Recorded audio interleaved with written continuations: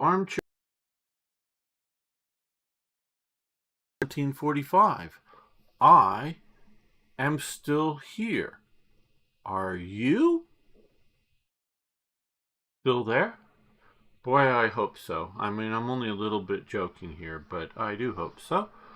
I know that there's probably going to be very few people listening to me. Not because they're all gone, because, you know,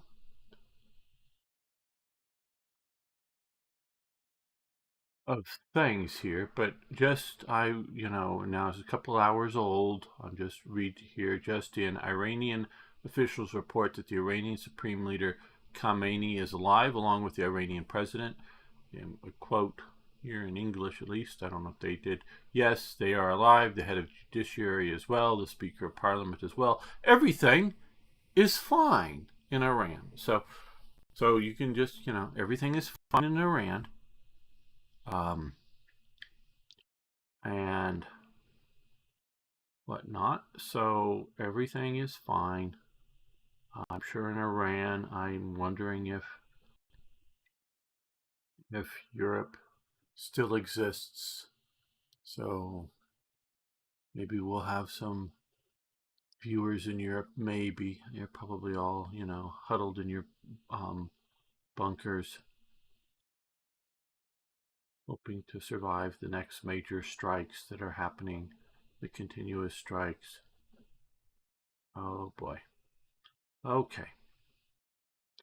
So, well, hit the start button here. Play a little bit of Hearts of Iron. We may be talking about, I'm sure we will be talking about things a bit more. 1939, April. The war started in September. I'm maybe a bit late on getting some of the needed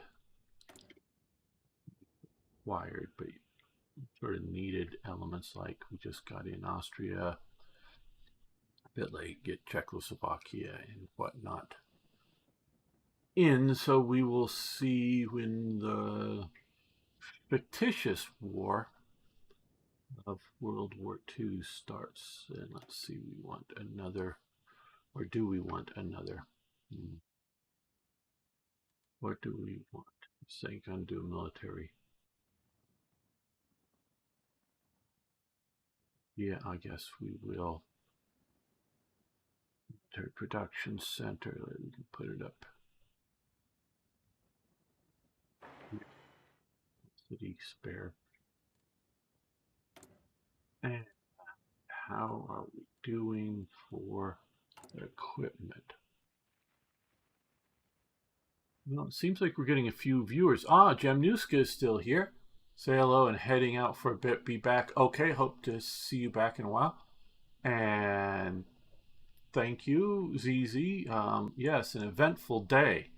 I am hoping that everyone checks in so that I can determine what parts of the world may still be around after the massive, I'm sure, retaliations that Iran was promising that if anybody bombed them again for the third or fourth major bombing time, I don't know if we want to call it wave, that they would retaliate with unimaginable striking power. Now, I say all this in that I was up, yes, I'm starting about a half an hour late for my stream, and yes, Arno is still there. Well, very good. That means at least part of the Netherlands has not been destroyed. And he's over on YouTube as well. So, sometimes, guys, I have trouble getting to sleep, and, it's hard to wake up at a scheduled time if you do. This was not entirely having trouble getting to sleep.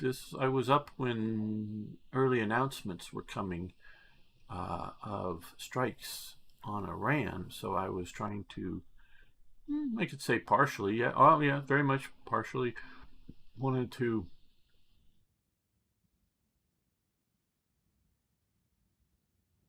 read up on things for the stream, and partially wanted to just for my own benefit. Okay, so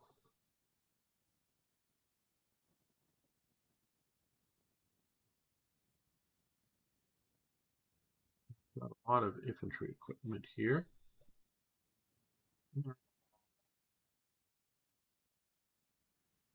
Tank. I want to look at infantry divisions. Okay, so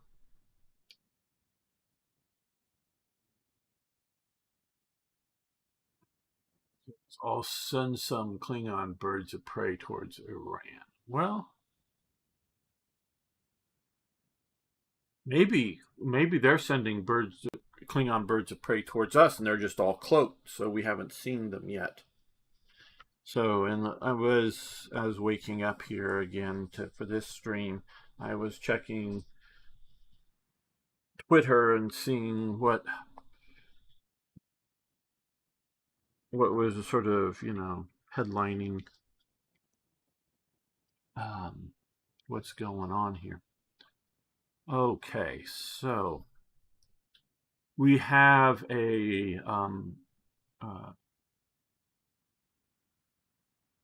trinary division here, 3 of 3, with engineers and artillery as support. That's okay. Now, we have gotten 139 anti-tank pieces. Only 139.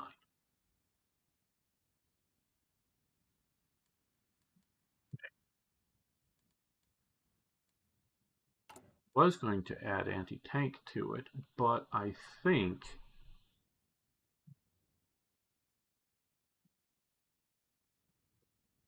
some. I don't know that we're producing any.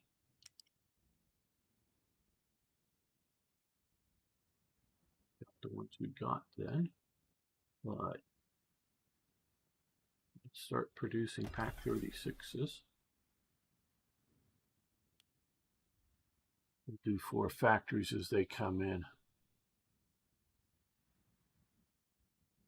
And some of the attacks. Is that, I'm guessing that's, I don't know how you would exactly spell it, but the Stargate gold chips, yes. Okay, now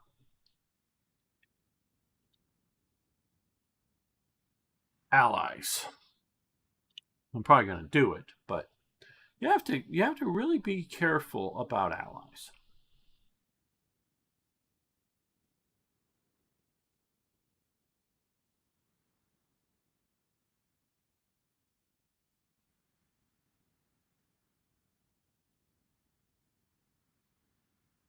I know, how do I put this? I know it's sort of,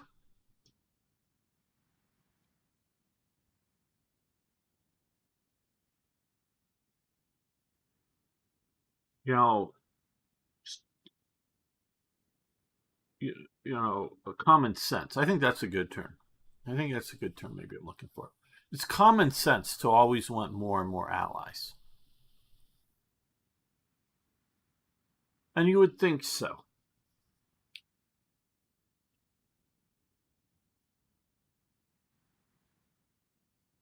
Now,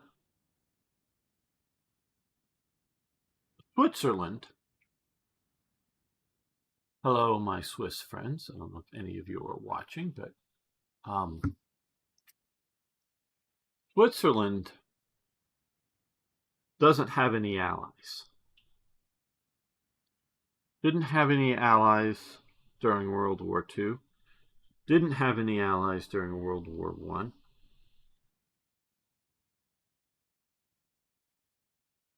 Didn't have any allies during the Cold War. Doesn't have any allies now. I want you to take note that when the rest of Europe is destroyed shortly, oh, please report any and all bombings in your areas or explosions of any sort. When the rest of Europe's destroyed, Switzerland will still be there because it doesn't have any allies or it is not allied to anybody. So nobody wants to strike Switzerland. Right?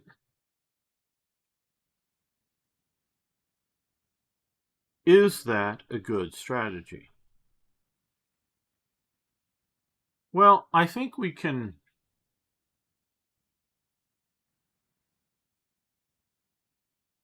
Well, we can realize that many nations have unique conditions and settings. And what did Arno say? I can flee to your place then, please. Well, let's see. You're going to have to get in a boat, Arno. Or maybe if you, before everything's destroyed, get an airplane, and you're going to have to go all the way across the Atlantic, especially if there's a boat, and then you're going to have to hike across Texas and New Mexico and get into Arizona. But yeah, Arno, if you want, if you show up here, you can stay. You can stay. I'll let you. So yeah, you got, because I am at, living now in my secret mountain base. It's in Arizona. I'll give that. And you can see there's lots of mountains. There's mountains up here in the north. There's mountains sort of in the center, sort of out here in the east, and there's even mountains down here in the south. So this is sort of lowland plains. This down here is basically at near sea level. Oh, maybe 1,000 feet or something, but this is sort of near sea level. There's even a small mountain ridge here, but that ain't much. It's in height, really, compared to some of these other areas here. So, and of course we have right through here is this thing called the Grand Canyon, and it is a bucket list visit item thing for sure. It isn't any, there is no other thing like it on the planet. Oh, and I've seen some videos of places called mini Grand Canyons that, yeah, for mini, and I do mean mini, very small in comparison, features like it, but it's sort of unique in its extremities and how extreme it is, as well as its scale, its pure scale. So, yeah, if you ever show up there. If you're going to be heading there, you might let me know, and maybe we'll meet up to Arizona, that is. But back to allies. So,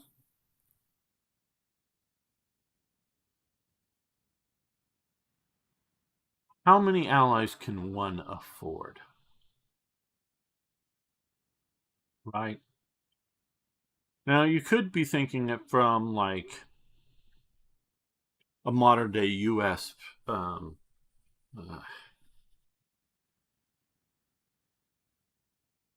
viewpoint, or you could be thinking like a 1930s, 1940s British or German viewpoint, and think that allies are just additive, meaning more of the better.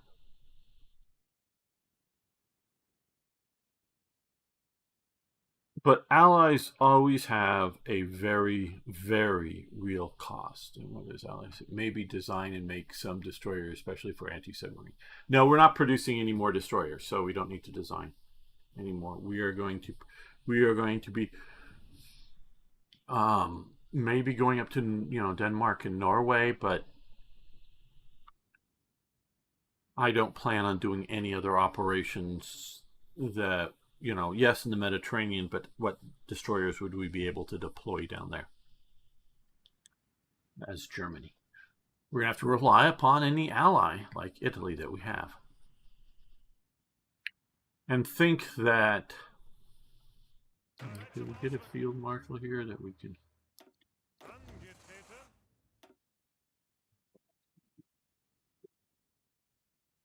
Carl Essiger, which is still a placeholder. Name von Kluge von Rundstedt. We'll go with von Rundstedt.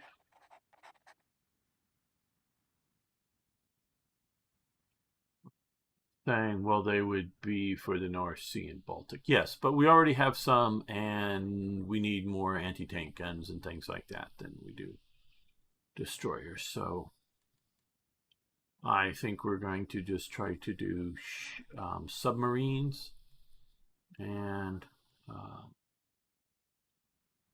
some more ships to be able to run supplies. And count on that. How many destroyers do we? So this is what we built here. We got 16 destroyers there, 4 destroyers there, here, full port, cruisers and submarines, and over here 2 old battleships. So yeah, not a whole lot.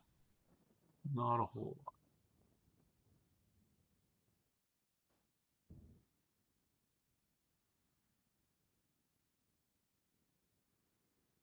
So, but you can also look at allies from a perspective of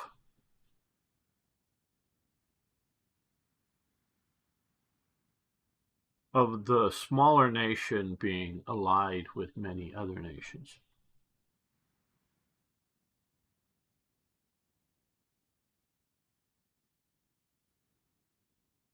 And can it afford being allied to other nations? Meaning, trying to think of a good example.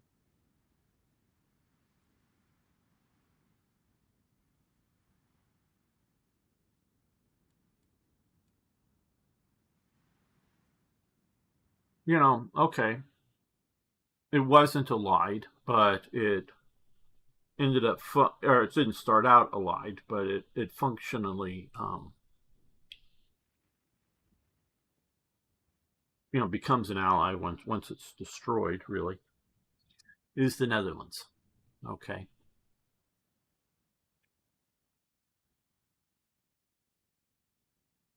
In World War I, it was able to not have allies and stay out of the war.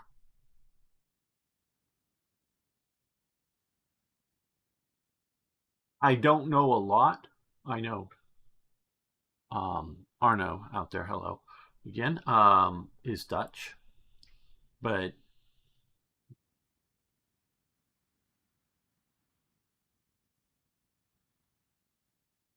there was, and still to this day, a pacifist movement.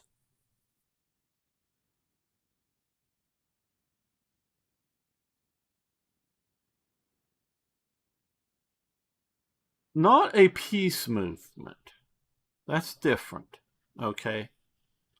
I could see somebody like the Swiss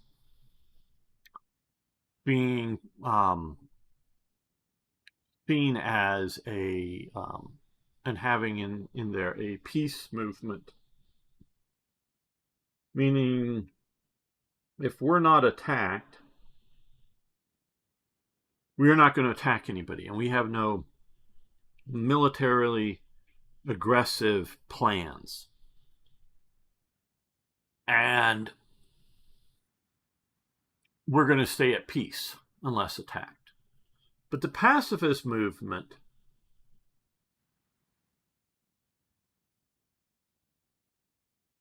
was new. Outside of a few and basically Christian religious sects, the pacifist movement did not exist prior to World War I.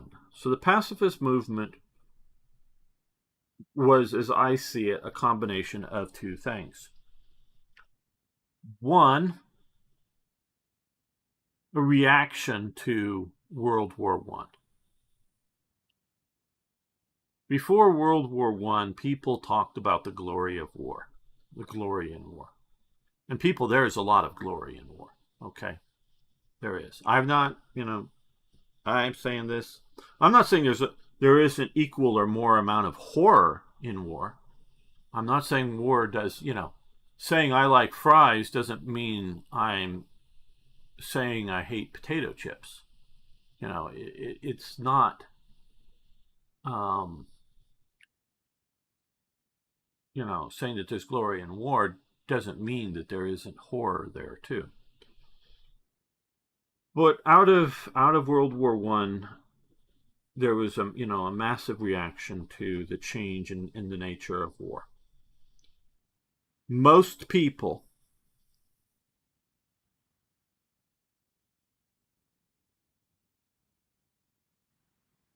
don't. Well, in Western Europe, that's because that's the culture that matters. Most people in Western Europe did not historically experience war. Now, some periods, like the 30 Years' War period in basically Germany, that's where it was sort of functioning, happening. Yeah, a lot of them experienced the war. But most people through history do not. Once in a while, an army would march through, and that could be sort of experiencing war in a way, and it is in a way. Um, but it's also not really. So, war, we could say, and experiencing it would be one of two things: a battle. The two armies come together and they fight. And the amount of soldiers as a percentage of the population is very small.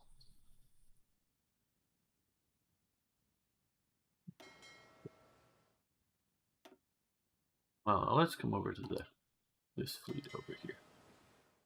Okay, let's see here. I will be back.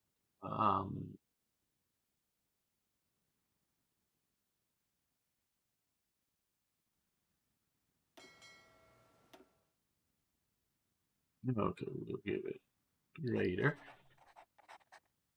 Now, like this. I do want to try. Maybe I should or shouldn't. I don't know. Create a new task force. All submarines. There we go. That's what I want to do. I hope these are all good submarines, about the same. We're going to select this. We want to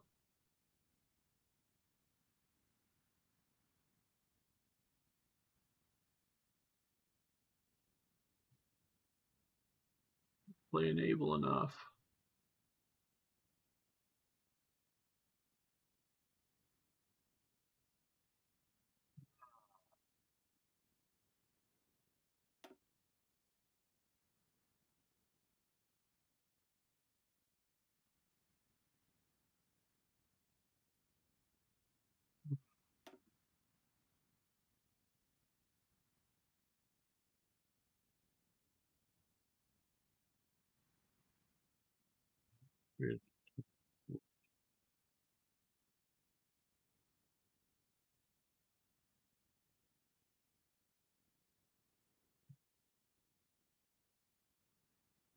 Now, if I knew it, it would be that difficult. And I know in the past I've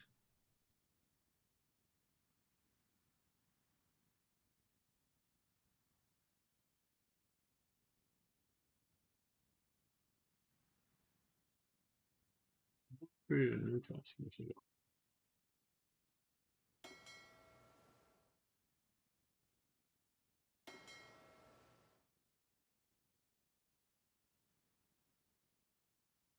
I want to split these in a whole new, under a whole new admiral. Create a new task force. Open task force selector.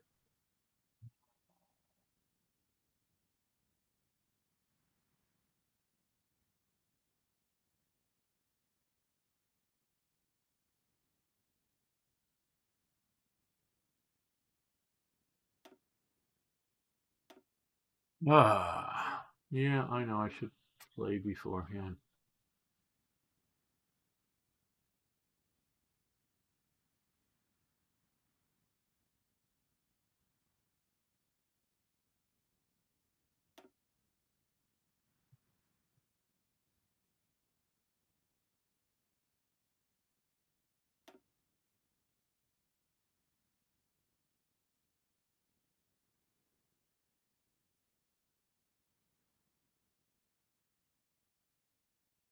I want the submarines, and I don't want to split the submarines into different task force.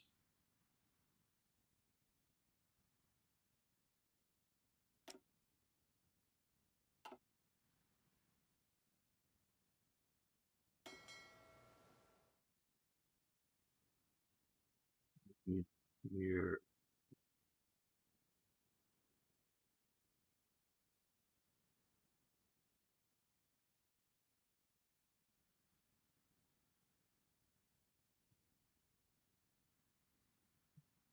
do this. Why don't they have a? I don't want to transfer to.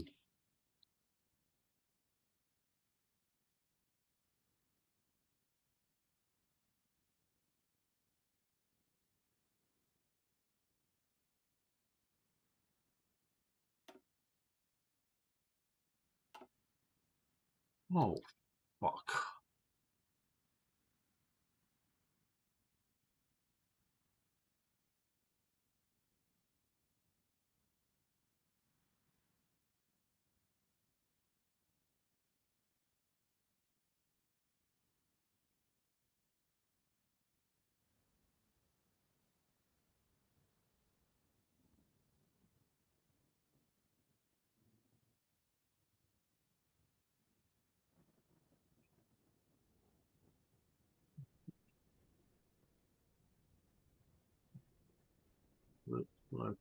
I do want to do that too, but I want to first.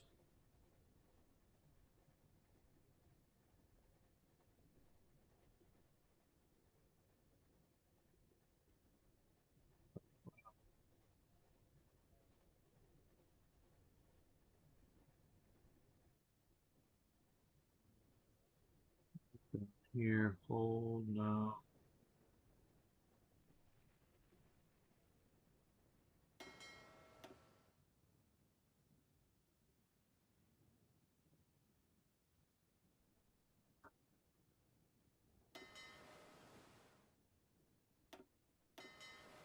There, no.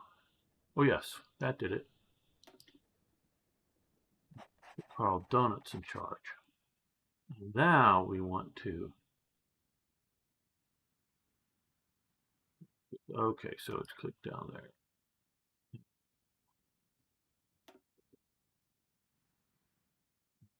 Oh, they did all of that half. Okay, well, that's pretty good. Okay, that's good. There we go. Now I can send these out to the other two areas. Okay, so back to allies. So let's, for the moment, presume that the Dutch. Well, so I don't think the Dutch were as relative to World War One to World War Two as militarily prepared.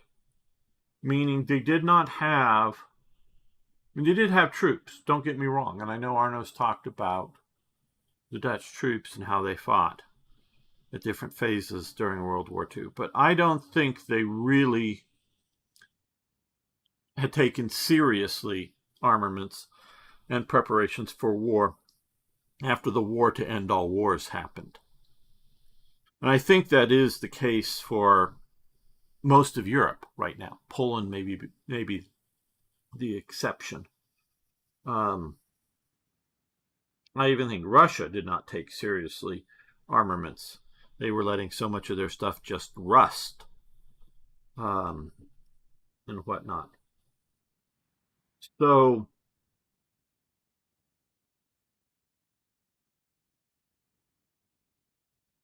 they end up fighting not just the Germans, but also because of their allies, both the British and the Americans. They also have to fight the Japanese and everything else. So the number of allies that you have costs you. You know,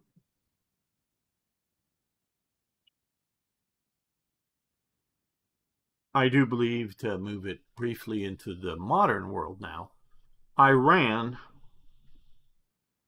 would be an enemy of the United States no matter what the United States did.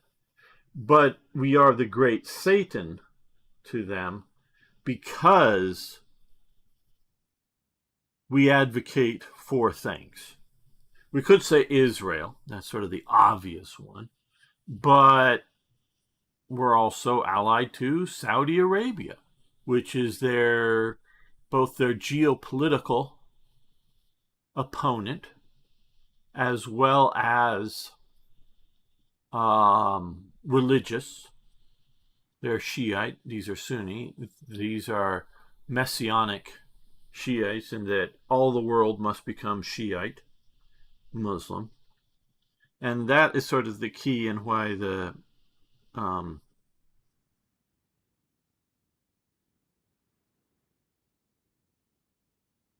why you have, and this is something that I think is also dangerous for America. I do mean not that it's going to bring America's downfall, but is dangerous for America, is to have, and I think America needs to, I wish it already had, but completely disavow the spreading of democracy. Okay? No more America spreading democracy. Hey, if somebody wants to be a democracy, some country, some group of people, great. But the United States should get out of this spreading of democracy. Because here's why. The Soviet Union, or the Union of Soviet Socialist Republics, and I wanted to say it that way, not just to be formal, had an ideological component that it was going to spread international communism. That yes, temporarily there was sort of Germany and Poland and Czechoslovakia, but those were really going to become at some point a Soviet Socialist Republic. And everywhere on the planet was eventually going to become a Soviet Socialist Republic that may locally be governing itself, but it was going to be one world government under communism, under their version of communism. When the U.S. has stated goals of spreading democracy, that then makes all non-democracies or non-pluralistic democracies, people's democracy, one-party rule democracy. And hello, Soul the Civ guy, how you doing? I haven't seen you around. So having that, so you get sometimes unlikely allies to spreading democracy, like Saudi Arabia, who knows that many policies of different administrations, maybe not so much the current one, wants to push for democracy. Now, Saudi Arabia may have more concerns over, let's say, Iran, or in the past, and still in the future, Iraq. Maybe not so much concerns about Jordan, because Jordan may not have the wherewithal and tendency to expand, or the Houthis down here in the south. So it may have concerns about regional powers, that are greater than the concerns about America pushing for more democracy within Saudi Arabia. I think America should renounce its reflexive support of pluralistic democracies. I really, really think it should. That doesn't mean I'm saying America should not be a pluralistic democracy. We're not. We are a republic with a representative element to a significant element to our government. But we are not a democracy, even though we spread democracies. And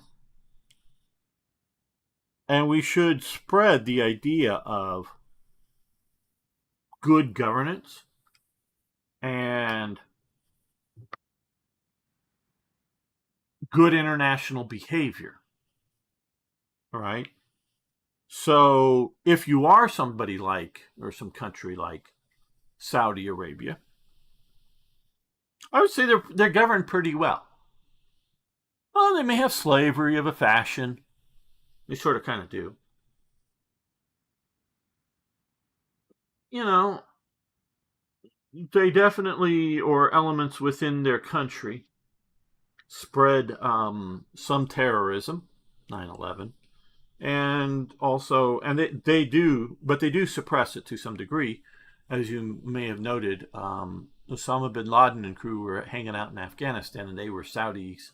They could not be in Saudi Arabia. So Saudi Arabia does sort of clean up some of its most extremist, most volatile people from, within its country. So overall, Saudi Arabia is well governed and behaves well internationally. It has something on again, off again fight with the Houthis, and it does ZZ says they also enforce Islamic religious law and engage in violent repression of government dissents. But could be, well, that's what I'm saying. I'm not saying I want to live in Saudi Arabia. I'm not saying Saudi Arabia is the model for the world.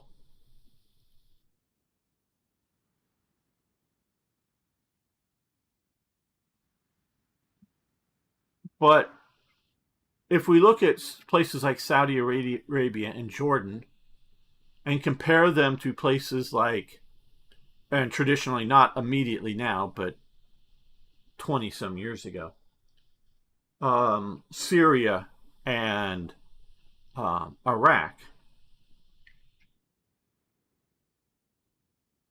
for the average Saudi and the average Jordanian versus the average Iraqi and the average Syrian, they're much well governed, much, much less likely to either be disappeared into a prison system or just be, disappeared in some other manner. I mean, yeah, there was, a large killing of Palestinians in Jordan, and it was more than just going after the fighters, but that was because they were facing, in essence, an insurgency of Palestinians in Jordan, and a very, very real fear that the Palestinians were going to overthrow the Jordanian government. But for the Jordanian citizens, I'm not saying they feel that they have freedom of speech and freedom of assembly and able to do whatever they want, and I've known a few Jordanians. But generally speaking, they don't live in fear of their government. The same with the Saudis. They don't live in fear of their government. Now, yes, if you are an outspoken critic of Saudi Arabia overall, because I do believe, I may be wrong, but I do believe a lot of Saudi citizens have, I don't know if right is the right term, but have the ability to criticize particular policies within Saudi Arabia.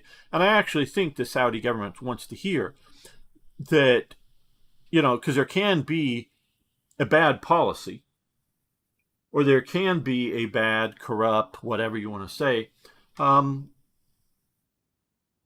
person or group within government that the Saudi crown, the overall government, shall we say, would like to hear about and go, oh, this policy's not working well?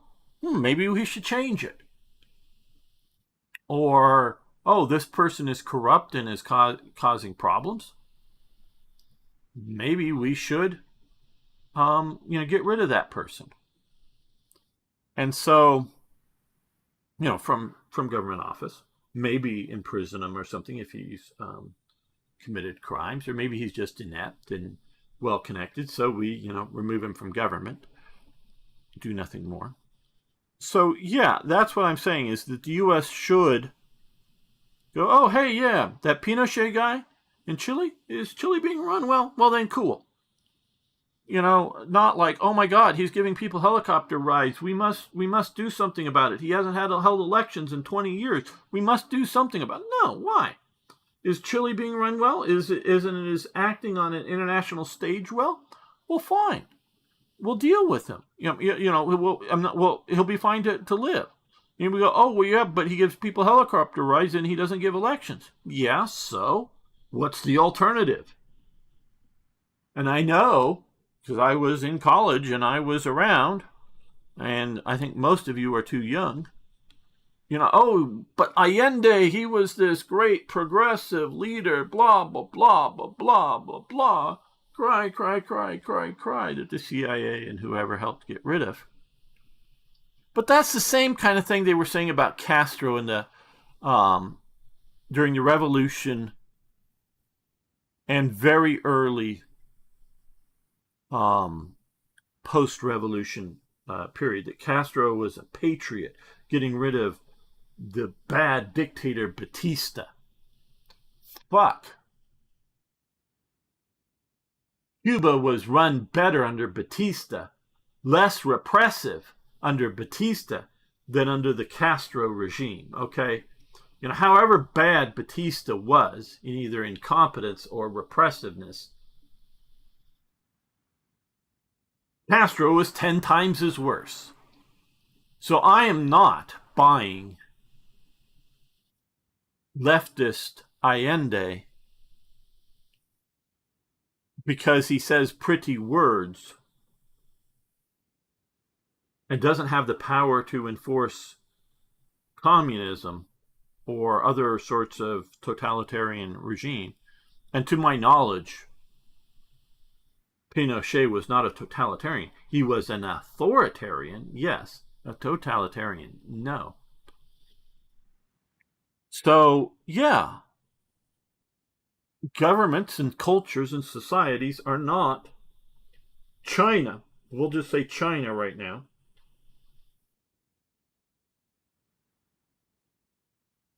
And I know there is Taiwan, and you can say that that's China too in culture, but China is not, the Chinese culture is not a pluralistic culture. And under the current China, mainland China, it's very much more so, because right now in China, the greatest good government can do in China, and they're having a serious problem. I don't know if you guys realize how crazy the world is right now. And I don't mean just Iran. There's a power struggle, a serious power struggle, almost literally a civil war. Almost, not quite. It might break out into an actual civil war going on China right now. But the one thing that the Chinese people, and I'm not talking about Taiwan, I'm talking about the people in mainland China, all agree that the government must do is stability, because those people in China, there were more deaths, to my understanding, there were more deaths in China alone in 50 years or so,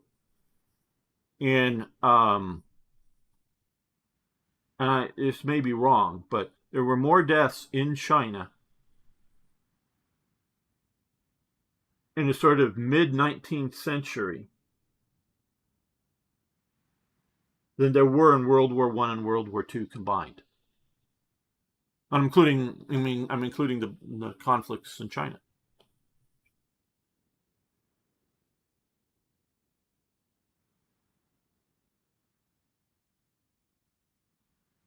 And it was horrific. And then, of course, you get into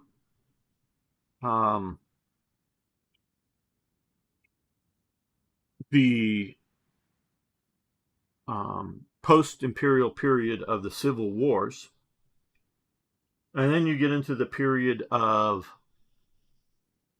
Japanese invasion. And then you get into the Civil War, singular, in the post-World War II period. And then you get into the Cultural Revolution and the Great Leap Forward, which particularly the Cultural Revolution, but also the Great Leap Forward, were chaotic events that killed probably even more people than were killed in the 19th century in China. And so right now you have a culture of a people of survivals of 100+ years of devastation, of lack of stability. So, what are my opinions? This is from Soul, the Civ guy. Opinions on the soybean car. I'm not sure what you mean by the soybean car. You mean Teslas, or you mean just EVs generally, or the Chinese EVs? I'm not sure. If you would specify slightly better. So I can see soybean as being either something like China, or I can see it as being leftists or something. So please define soybean car a little bit better. And I'll give you at least an idea of what I think on it. Not that it necessarily is well informed. So China has right now a highest value on cultural harmony. They talk a lot about that, and stability. So this right now phase of search it up, Henry Ford. Well, I know a lot about Henry Ford, actually. I don't know about a soybean car. I own three Fords right now. All I've inherited from my parents. One is a Model T Speedster from, I don't know, about like 1913 or so. One of the early ones. I don't know right offhand the year date of it. A 34 Ford. If you know why a 34 Ford is special, you can post, even if you heard it from me. And a Crown Victoria, a much later 1980s Crown Victoria that's in near mint condition. Needs the transmission worked on a bit, but it's in near mint condition.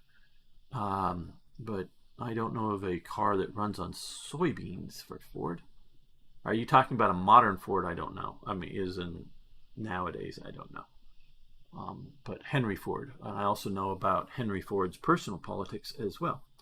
I didn't know that he was involved in soybeans. So yes, I know a bunch about Henry Ford and the whole thing. So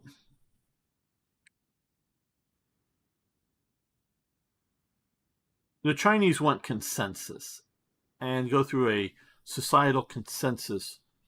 And this is part of why Xi Jinping is in such trouble that he is because he was pushing to go away from consensus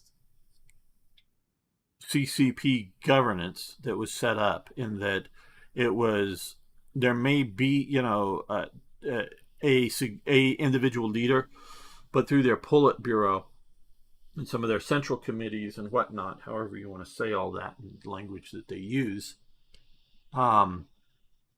is what governed China. Meaning, for them, a bunch of old men that had to agree upon things. And although individuals would gain and lose power within their system, the system needed their consensus, whereas Xi Jinping was acquiring more and more power to him, including as well as his family, and running much more as a individual centralized governorship of China. So that has its issues. So I do not see the Chinese people at all wanting democracy, because democracy is arguing and fighting over what should be, as opposed to allowing the anointed people, however they're anointed, govern. Taiwan, much of its post-mainland history, once it becomes sort of the Chinese Republic on the island of Taiwan, much of it was a non-democratic period in which there was, at minimum, the Kuomintang rule, if not a individual dictatorship. And it is only really as the Cold War fades has it allowed sort of proper democracy. It doesn't completely allow epic regime change in Iran. Yes, folk, it's happening. Well, is there? I read a tweet just a couple hours old, though a couple hours maybe. Everything is fine in Iran by an Iranian spokesman, so maybe it's not happening. Okay, the soybean car was an experimental plastic body vehicle unveiled by Henry Ford in August. Oh, okay. I don't specifically remember that, but okay, in 1941 at the Dearborn Days Festival. So yes, so it's a soybean polymer-based body car. Yeah, I guess my opinion, obviously I hadn't really heard about it or remember hearing about it before, but my opinion is it's probably about as good as how many were made. Meaning basically none other than prototypes. So that's how good my opinion is of the car. KMT rule lasted until 2001 election again in 2008. Yes, folk. And the whole idea is that it wasn't a, however much, and I don't know, and I do think there were elections, not necessarily for the overall governorship before 2000, during different phases through the period, but I think there were like city council and other sorts of elections, but within, you could vote for which KMT party member you want to have on the city council or whatever it may be. So even Taiwan, and I've known a few people from Taiwan, not well, but known a few. I would say even the Taiwanese want stability. Now, that doesn't mean the Taiwanese doesn't want a form of limited democracy, meaning I don't think they want anarchists running and communists running and other sorts of, factions running in Taiwan. So I say it that way, is in that they want democracy within the guardrails. And so that none of the factions that get elected will be so unpalatable to the other factions that it would cause real chaos. Meaning it just sort of, we're going to steer a little more to the left or a little more to the right as the ship sails along, kind of thing that they're willing to do. But they don't want radical changes of course. Yes, using sea metaphors there. So America should get out of spreading democracy. It should look for good governance and good international behavior. So we could easily say something like Iran or North Korea is bad governance and bad international behavior, so they should be on our shit list. But outside of that, and so this wouldn't push everybody out there that doesn't want to be on board with Western liberal democracy into opposition. Okay.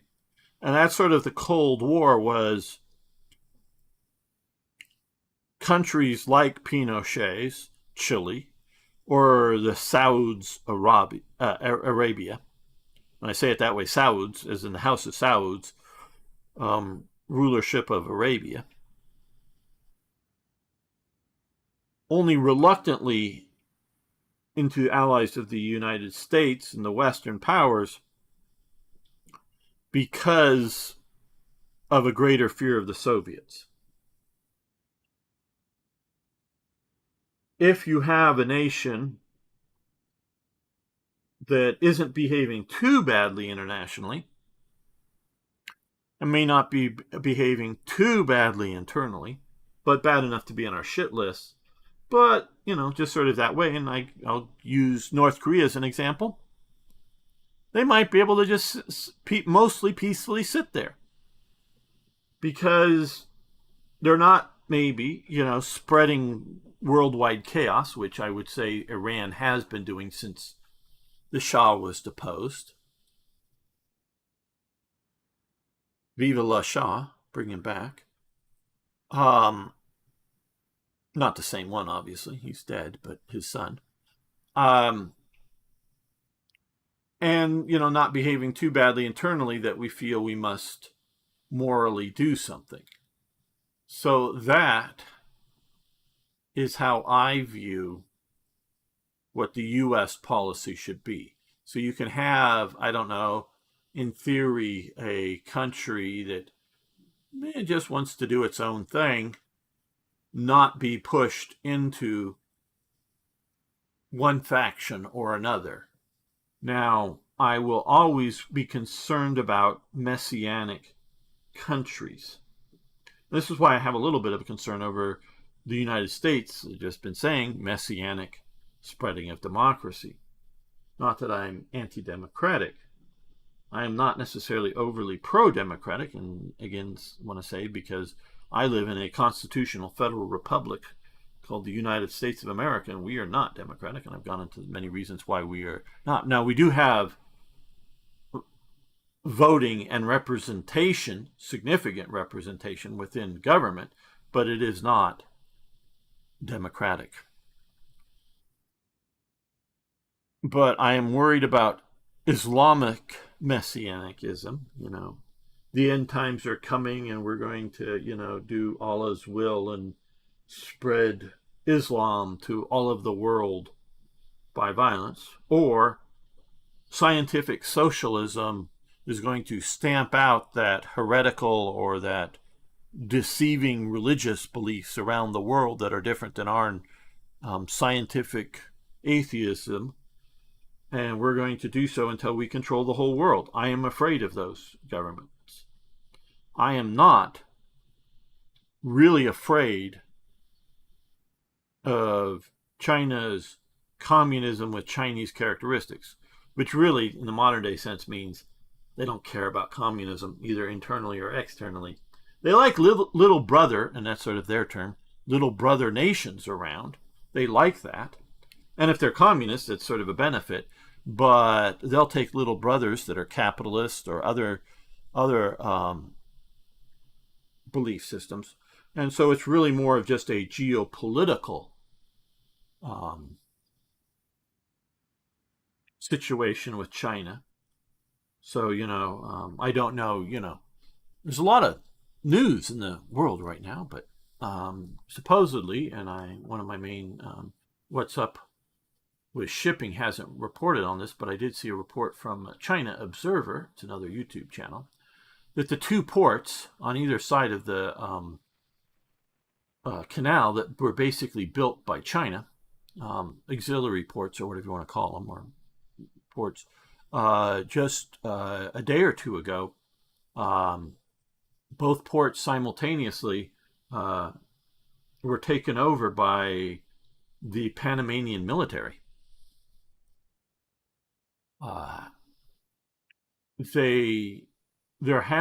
Their Supreme Court of Panama had ruled, again, see American structures down there, I want to give this aside. This, in essence, the Panama Canal Zone should go back to the United States. Until 1979, it had never, and I do use that term, never been part of the country of Panama. Panama itself was a creation of the United States, and Panama, since its existence and until this very moment, its primary defense, national defense, is the United States. Okay, people? Because it was part of Colombia. There basically is no, and there should be one of these things here. There should be one of them right along here, because this is impassable to armies. Yeah, people are walking through it today, but it's impassable to armies. The jungle down there, and the United States Navy went down with a few Marines and basically asked the people that living on the isthmus, do you want to be independent of Colombia? Now, I don't know that wasn't popular with the people there. It's portrayed as being popular that, yes, people wanted to be independent from, what is it? No, not Cartagena. Bogota, way far away Bogota. Yeah, they wanted to be independent. Well, they may have. But there was also the other understanding was, your other option is the United States Marines are showing up and we're taking over. But the Navy was able to sit there and go, hey, yeah, Colombia, yeah. If you put anything in the water that looks like it's going to threaten Panama, we're going to sink it. And that's still functionally to this day. Panama cannot defend itself for the jewel that it has of the canal. And it's also economically very good because we maintain stability there. Money likes to go to stability. So whether it's, the Panama Files that Britain talks about, a bunch of British elites, as well as other elites around the world, have parked money in Panama and other things. So money goes to places that are stable. And the U.S. either implicitly or explicitly states that the U.S. will maintain stability in Panama. When Panama was becoming unstable under Noriega, we did something about it. So there's an understanding in the world that if something goes wacky in Panama, the U.S., whether internally, Noriega, you can talk about, he was a U.S. asset. Yes, of course he was, but he went off the rails.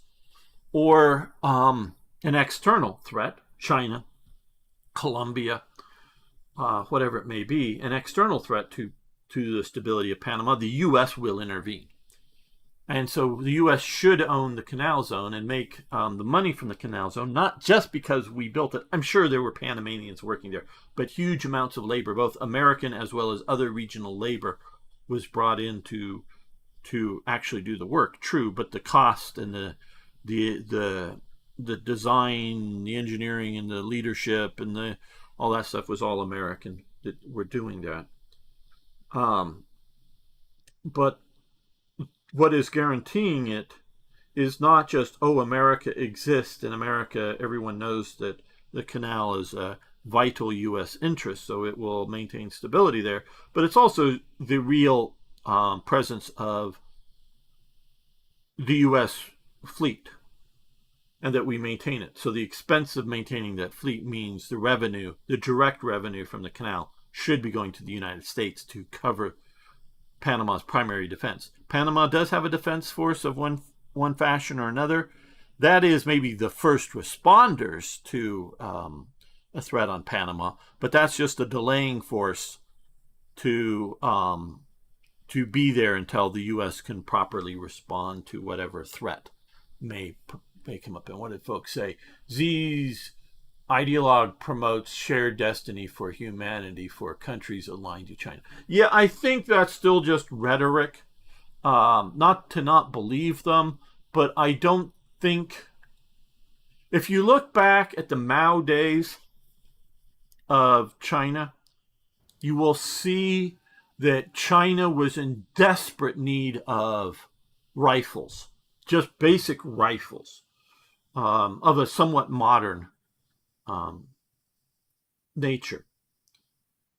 And I've watched all of the episodes of a YouTube channel called Type 56, and he goes into great detail in all this stuff. And he's an American who lived and worked partially for CNN at times, but also partially for one of the Chinese broadcast companies internally. And an American as in, or I don't know if he's Anglo, but European American, not Chinese American. But he speaks Chinese very, very fluently, and studies it very detailed. So, it's not just reading, English language translations of things. He's lived there and talked to a lot of people from the different periods during living there. So he's one of the best scholars on it, and talks about why the Chinese actually preferred the SKS over the AK. But they were making AKs that the factory could have been making SKSs. And when they desperately needed both ammunition and rifles, they were giving them to particularly the Vietnamese, but also, I know, the Angolans and the Mozambicans and some other groups in the Congo and other places. So when they desperately needed things in their core elements under Mao, they were using that to spread communism. Not, which I see as modern day China, not, oh, we have enough of this, we have enough of that. Yeah, we'll spread some of that around to potential allies or actual allies, to try to, the Belt and Road, because we've, made so much money, so much U.S. money, American dollars, selling stuff to America, we can spend it on other things. So I don't see I don't really believe the Chinese Communist Party is really communist at all anymore. They are they are communist only, in my opinion, to the extent of a collectivist ideology, that we're all collectively together, the collective good. I think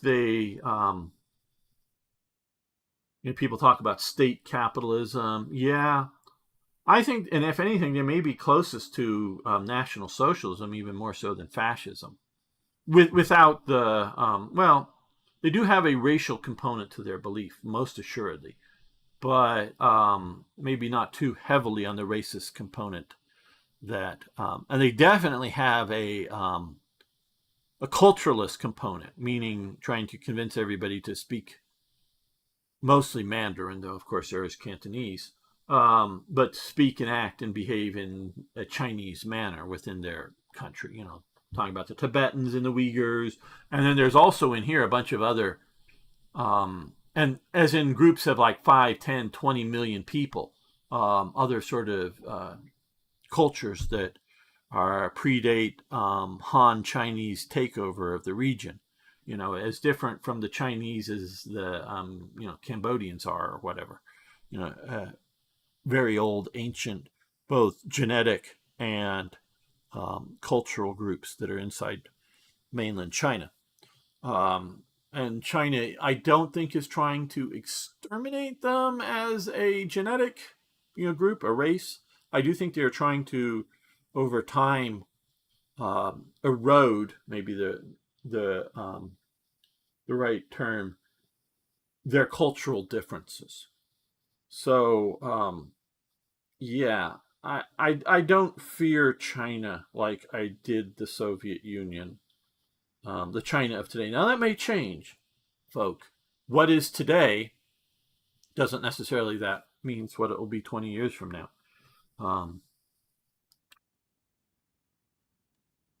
And so, yeah, it's so I want to see, and this all got on to what are we going to do about Italy. I firmly believe that Germany's alliance with Italy was a mistake. In the 1920s, Hitler had a bit of a hero worship for Mussolini.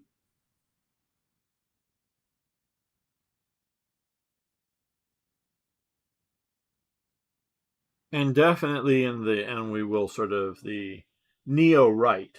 I think that's a good term for it. I've struggled, and I think folk may have heard, and Arno and others and ZZ, is National Socialism and or fascism right wing or left wing? Because they are both. National Socialism and fascism both come out of socialism. Both of them do. So they're both socialistic um, ideologies.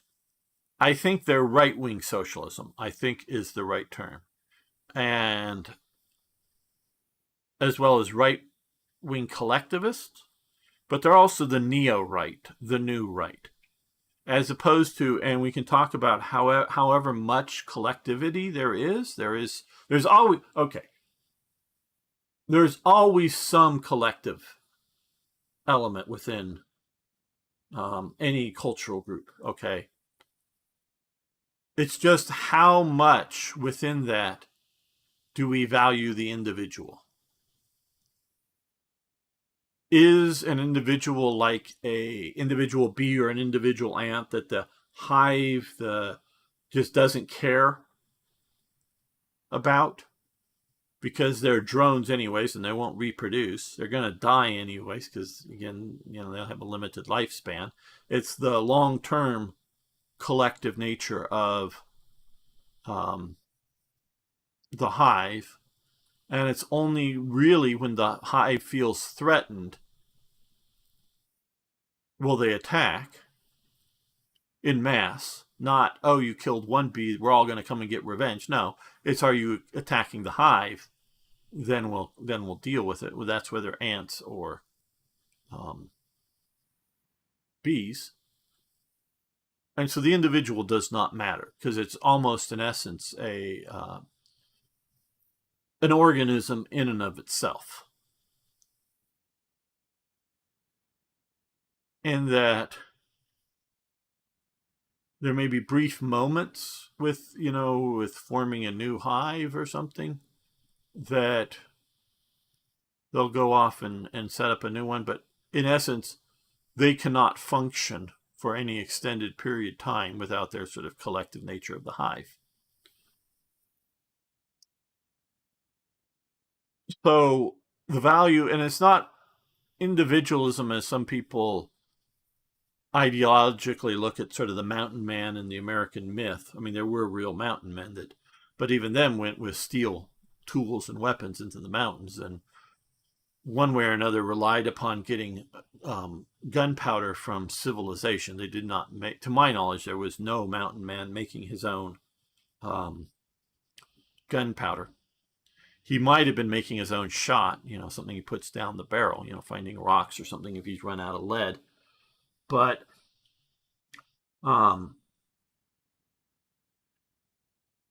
it's not so much the individual is supreme or can do it all on its own. It's how much do we value an individual?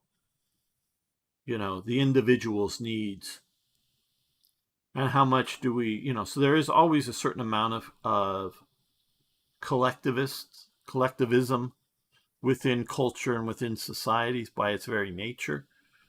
And we can clearly see that in the East versus the West, going way, way, way back, to the earliest recorded historical elements, there's always more collectivism in the East than there is in the West.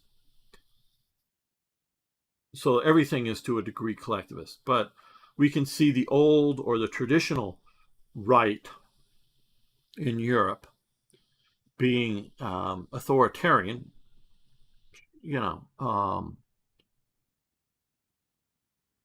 some greater, some lesser authoritarian, but authoritarian, right. And that, we can put, the Kaiser's Germany,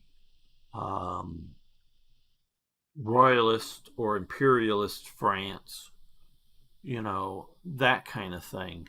That's the traditional right, where the neo-right is the fascism and National Socialism. The rejection of pluralism and the rejection of left economics, of socialism, and communism, as even though they were socialistic, meaning they have characteristics and they come out of socialism, but rejecting socialism and communism as a basis. And the big difference, the basic, blatant, big difference between fascism, National Socialism, which are different amongst themselves, and we've too much lumped in, and especially in smaller parties around, sometimes they would adopt either National Socialism and or the swastika, and sometimes the parties would use the term fascist without necessarily being correctly aligned to them. Because I think fascism was more popular than National Socialism in other countries, in other places. I'm not talking about within Italy or within Germany, how many people popularized.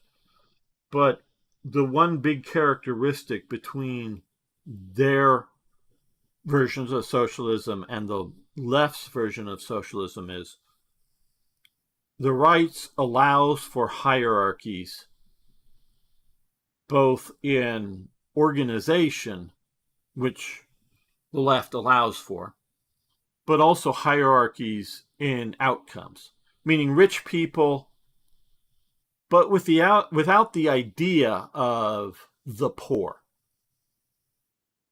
in fascism and National Socialism. Fascism, if you look at fascism or let's look at like National Socialism, what was one of the key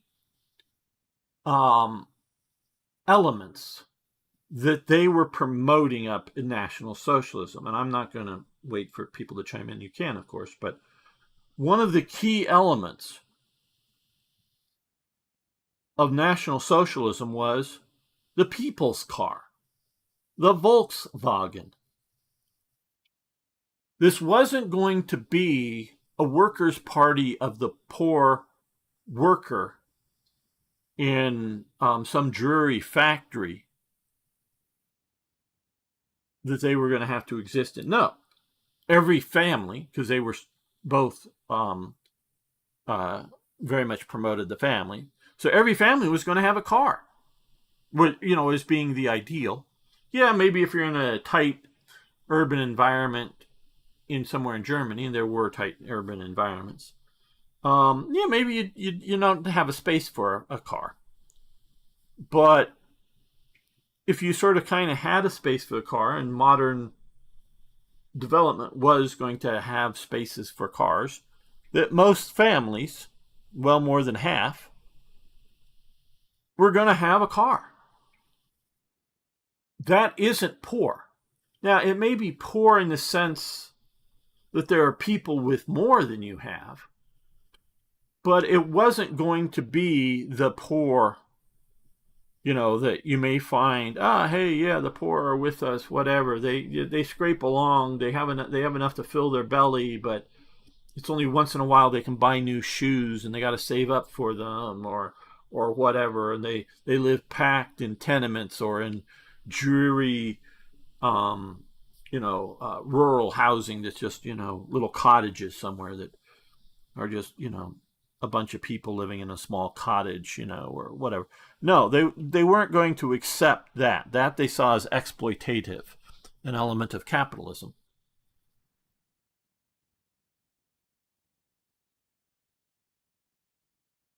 So that, and I could say the other big thing is you can notice in there is a nationalistic element versus the international element of the left. The left was, we're doing things universally for everybody on the planet, where the right was, we're doing good things for us. Whether that means it's bad for others or not, we don't care. Those are my two big differences between left and right socialism. Big differences. There's a lot of other minor differences, but those are the two big differences. So, and in 1933, Italy has a much better Air Force, Army, and Navy than Germany does.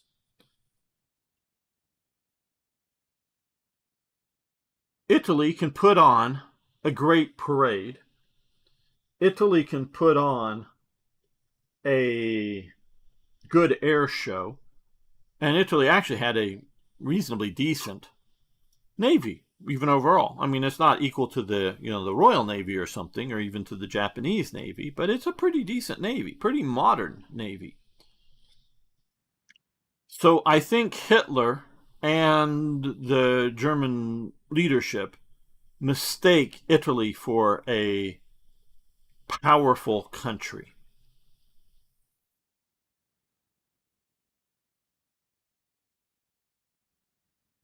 I've just changed my mind here.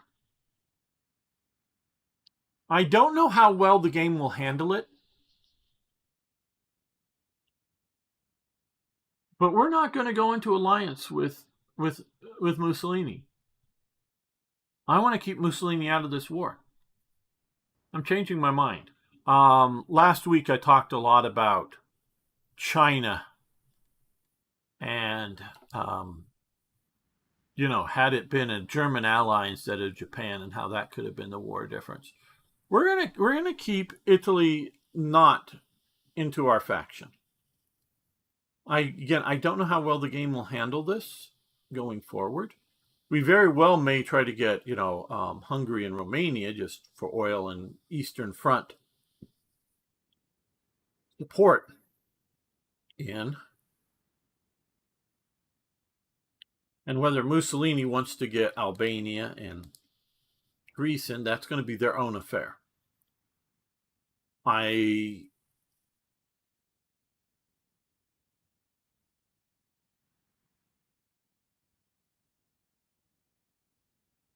we're maybe going to stay out of Yugoslavia as much as possible. I think we're going to do that this time. Don't know how far we're going to play into this scenario. But in my opinion, had Mussolini been as neutral as Spain, Spain was sending a lot of resources and some armaments and some other manufactured goods into Germany during World War II. I've for 40 plus years now, had thought it would have been better to have a neutral Italy supplying that kind of stuff, making some, resources making some weapons or something and selling to the Germans,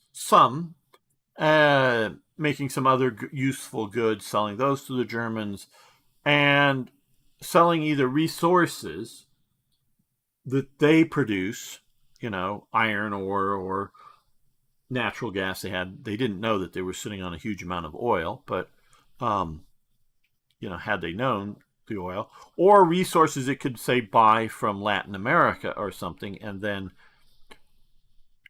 claim that they're using it all and use some of it, but siphon off a significant level of it to Germany. That would have been better, and Germany would not have had to fight the Mediterranean War, and that would have been largely at peace.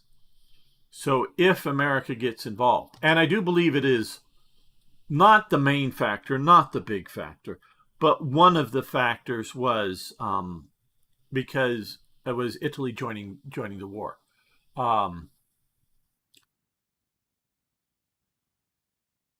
Mussolini and Franklin Delano Roosevelt, FDR, did have, I think, some correspondence going, and he felt rather betrayed by Italy actually joining the war, and Italy only really comes in once Paris is nearly ready to fall, because it wants to grab up its sort of share of the spoils of war. And he felt sort of betrayed by that. I think because if you look at the Rockefeller Center, One Rockefeller Plaza, you'll see a bunch of fascist imagery all over the building, literally into the building, carved into the building. Fascism did not have that great ugly name that it gets during World War II. It's thought of as a bit extremist. Italy is thought as a bit clownish because it was um, a bit bombastic as well. But it was not seen as an evil. It was just seen as another enlightened way to the future of organizing mankind by the progressives. You know, the progressives to this day think that the revolutions are the wrong method. You need to progress towards socialism, which is, and it's socialism is just a term, a general catch-all term that includes communism. Communism or versions thereof are sort of the ultimate goal, but certain levels of socialism are the stepping stones.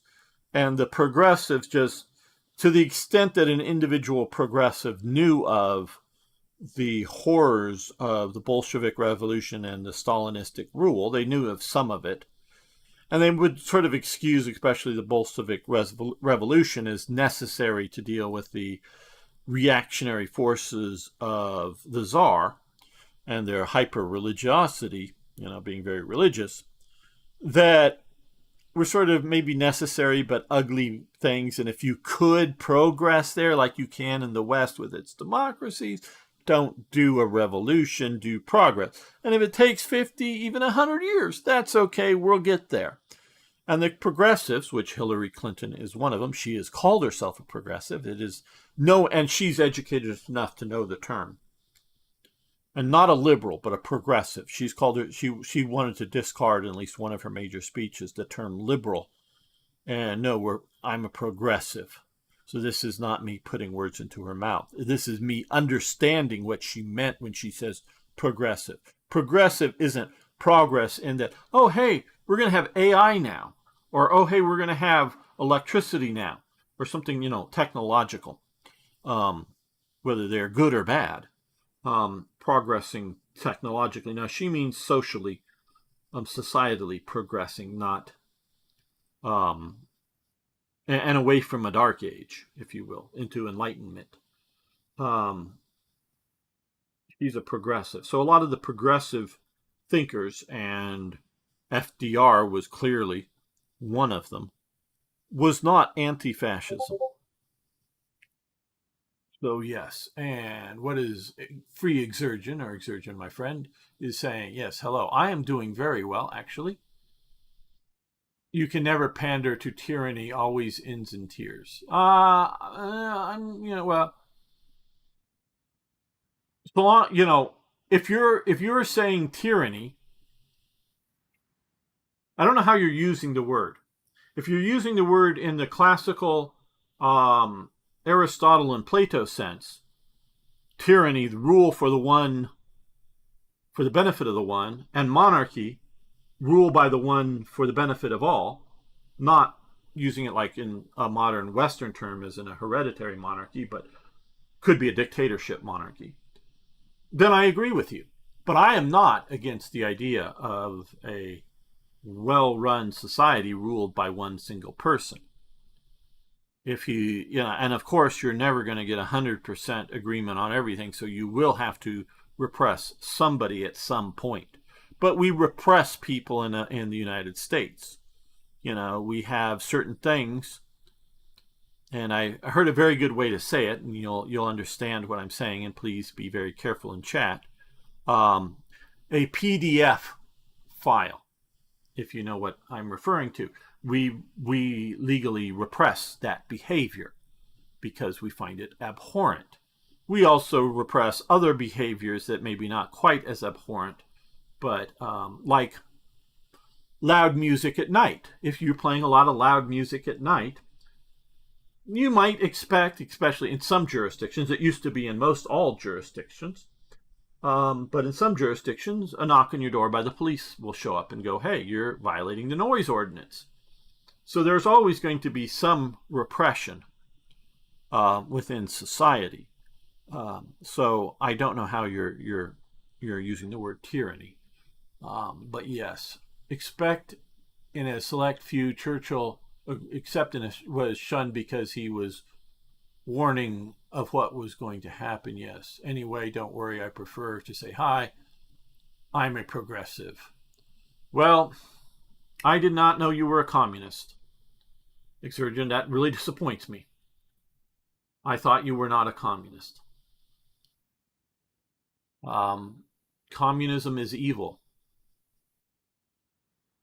Communism is evil. A progressive is a communist. He is not a revolutionary communist. He is a communist.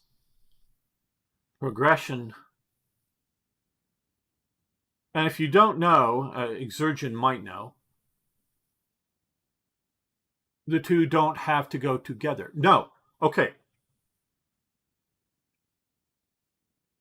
By the general 20th century use of a political progressive, okay, by the 20th century use of progressive, they are absolutely combined because they refer to a revolutionary communist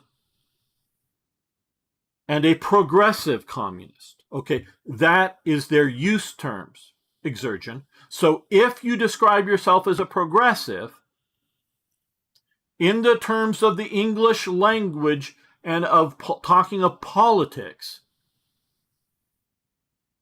that is what it means.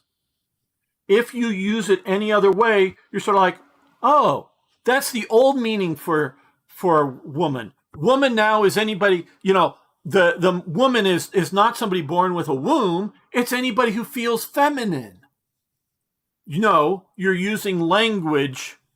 You're contorting language to mean something that it doesn't mean. So only because everyone in the 20th century doesn't understand politics. No, progressives are communists. That is what it means. You are contorting. You need to find, if you don't want to be someone who progresses towards communist, you need to use another word. Maybe you could talk about a political evolutionist. You want to evolve to a different political version than what is current or what was in the past. You want to evolve into something else. But if you are a progressive, by the general understanding, and I have a degree in political science, so that is how these words were used by every single significant author in the 20th century. So every single significant author in the 20th century, the way that they used progressive, and by the scientific, which I don't believe there is a science of politics, but never, we have to have a common understanding of things. By the common understanding of the word and term progressive, you are a communist. You just believe in slowly evolving man or people, or however you want to say it, to accept and think in the communistical terms. Because you will eventually, instead of being forced at a point of a gun, and if you don't agree, we'll shoot you, you will eventually evolve into having the right political viewpoint of communism, because that is the ultimate goal. That is the best for humanity. So if you want to say just move beyond democracy, well, move beyond democracy, that's fine. So you can call yourself an evolutionist, you can create a new word, you can find some other word, but don't take a word that has a meaning because hey, I could be a progressive because I like new technology. No, or we're making progress as we're walking up a hill. Does that mean I'm a progressive? No, it means we're making progress to get to a goal. But when we talk about it in political terms, a progressive is a shorthand for a progressive communist that wants to make progress there. So a progressive in the 1930s or the 1970s, depending on the country that they're in, they can look around and go, what? Yeah, no, this country, this society is nowhere near ready for communism. But maybe we can put in government owned, not just government managed, but government owned, everybody works for the government, healthcare. That's a progressive step towards communism. The government is going to own all the hospitals. Whether it owns all the, scalpel manufacturers and the x-ray machine manufacturers or all the drug manufacturers, that may or may not be, but it's going to own all of the hospitals and all of the ambulances. There are not going to be no private company ambulances. It's all going to be government, like the fire department. It's all going to be civil government. And so we'll progress there. And so Britain, which is an example I know Exergen is familiar with, is after World War II introduces the NHS, and that is a progressive step towards communism. That is what a progressive is and believes. They believe in taking steps that the society will generally accept. And outside of a extreme radical minority, the people that disagree will not violently disagree, meaning it won't cause an insurgency. Yes, there'll always be a few people that, and some people have, and I've not read the Unibombers statements and whatnot, his ideology. Some people say, he's sort of right on a lot of these things. Well, he might be, but he should have tried to be an author instead of a bomber. And so, outside of a few extreme nut jobs, that they may be right about something, but within a progressive system, it's not moving so fast that those that disagree are going to resort to violence. Meaning you're taking steps that the majority would agree with. The minority who disagrees, it isn't such a step that they would feel the violent need to respond. They may sit around in opposition in government and in general society and try to not have to deal with the progressive step that's being taken. But a progressive believes in communism, but isn't quite as evil as to want to, kill millions of people to achieve it. So you need to find a new, better term. Okay, so the Roman realized republic to empire, yes, or a progressive social step, yes. But when we're using that term progressive, it's a hijacking. Like let's just say a modern Germany, a modern German party that is socialist, but not internationalist, but otherwise socialist. They could be described as national socialist, right? They could be described as such. But they may have none other than generally focusing on just the benefit of the German people and not trying to spread it internationally. Other than that fact, may have nothing in common with National Socialism of Adolf Hitler. But any party for the foreseeable future in Germany were to be either named or somehow describe themselves as a National Socialism Party of Germany, they're misusing the term because everybody understands what that term means for Germany. Because you can legitimately have, say in Spain, because there is a socialist government there, a Spanish government that is classical socialism, except it's not trying to be international. It's trying to benefit just the people of living in Spain. It may not be nationalistic or culturalistic Like, I don't think the current socialism government is currently culturalistically Spanish, and that they are anybody who shows up, say from Africa, are welcomed into their socialism. But they're not necessarily, they may be, but not necessarily, actively trying to spread socialism to Saudi Arabia or something like oh, hey, we're inviting in some socialist dissidents from Saudi Arabia that we're going to train up and try to send back to try to, do a socialism in Saudi Arabia. So you need to find, just because the word progress can be used, what's our progress in getting the bridge built? Yeah, there is a generic use of the term progress, but not in political terminology of the current thing. Okay, you are just using political science definition. Well, that's what we're talking about as politics here. There is a very similar root. The conservative social progress that is not defined as progressive. Right. Well, that because they're not a progressives. Just writing in shorthand, I can't fit it all in here. Oh, I understand. I understand exertion. But you need to find a term other than a progressive to use. Some other term. A gradualist could be another term. That you want to gradually move in a direction as opposed to radically move in a direction. Like I say, evolutionist, you want to evolve things.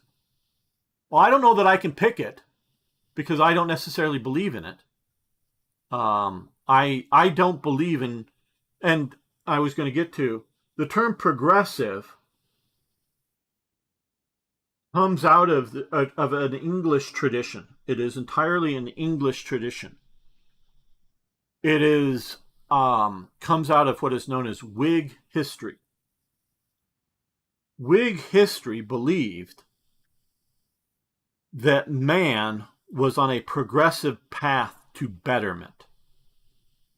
Okay. That there was once, and I'll get back to playing in a moment here, that there was once in the past, say, feudalism, or and that's a particular type, or the tyranny, as a term that Exergen just used, of Genghis Khan. You do so because you do what I say because I have military force that will compel you to do so.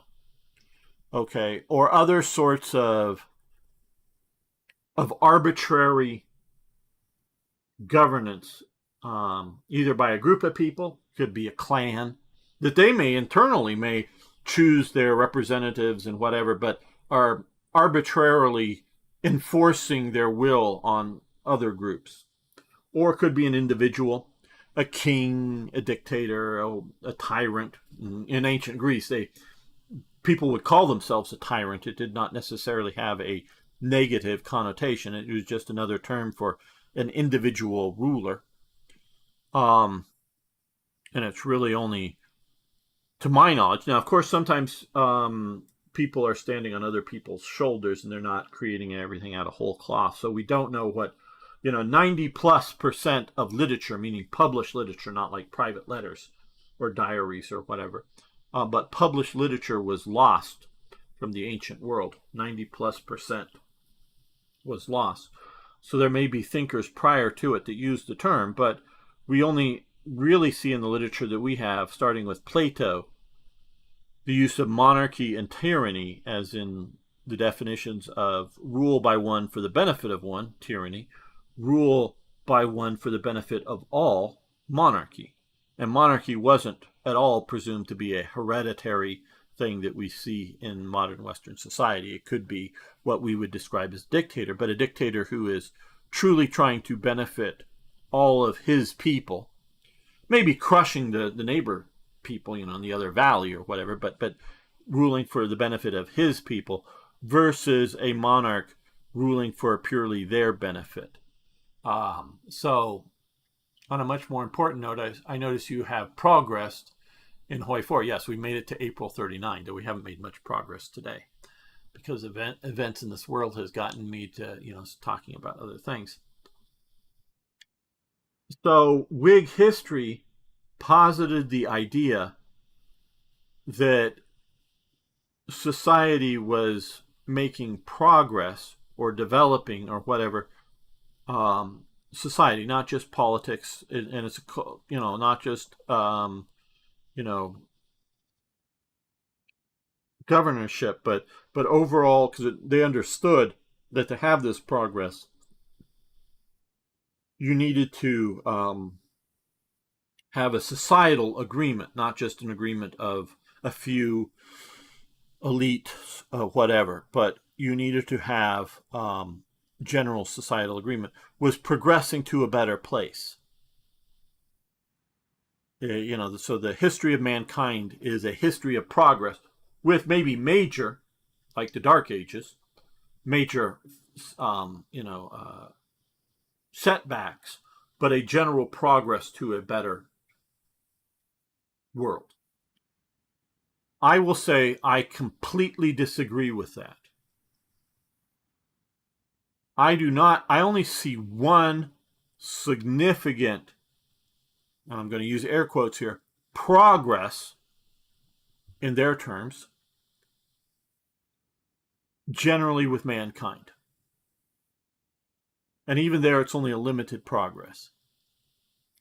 Because I do not view man in the blank slate viewpoint that also comes about at the same time that Whig history is coming about, and that would be sort of Locke's, Hobbes, and these other people.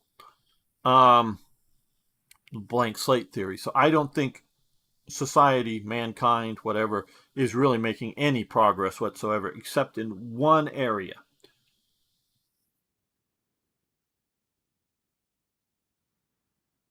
Is the acceptance of privately owned slaves. That is the only area. And if anybody out there, can detect, well, the academics can be very wrong about that. I know they're not using Dark Age anymore, and that comes from their sort of anti-establishment, anti-whatever. Oh no, it really wasn't so dark, dudes. Well, no, it was. Okay. One, I do believe part of the Dark Ages, maybe a brief period of it, was actually dark. There is some significant evidence of a one of a super volcano or something going off somewhere and putting a bunch of for like a decade or so, putting a bunch of ash up into the sky and making it dark, because it gets colder during the Dark Ages. It gets significantly colder during the Dark Ages than it was during the Classical period, and during the later Middle Ages, it gets warmer. During the Middle Ages, it gets colder. And, like I just said, 90% of literature goes away. So just because, oh, look at this really great Viking jewelry that they were making. They weren't some primitives. Also, look at the period in England of the Dark Ages, the Anglo-Saxon period. Basically, the record of, and because I've been saying it wrong at sometimes, the record of pottery disappears. Because they do make clay pots, but they don't know how to make clay pots. They do make them, but they don't know how to make them well. And so they deteriorate. So they're not fired very well. So it's very hard for them to find dateable clay pots. They might find just shadows, if you will, remnants of as it's eroding it out. It's sort of like an amateur baking some mud, and it's sort of hard and it'll hold water, but it's not a proper pot shard that you can find in the Roman period, whether high-end Samian ware or just other, local clay that was used to make and fired reasonably well, but cruder pottery. And then the later medieval pottery that's found in England, sort of the Anglo-Saxon period, which is the Dark Ages for England.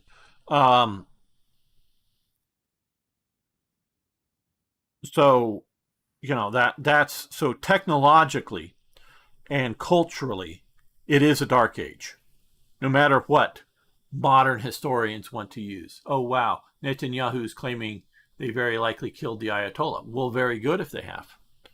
But I heard a couple hours ago that everything was fine in Iran. But we'll have to see. I take his claim seriously, but I don't take it as definitive, if you understand what I'm saying. I don't think he's making it flippantly, but the mere fact that he thinks so and even thinks enough to publicize it, I don't necessarily give it as a then it is. But thanks for the update, Netanyahu, or not Netanyahu, ZZ, about Netanyahu.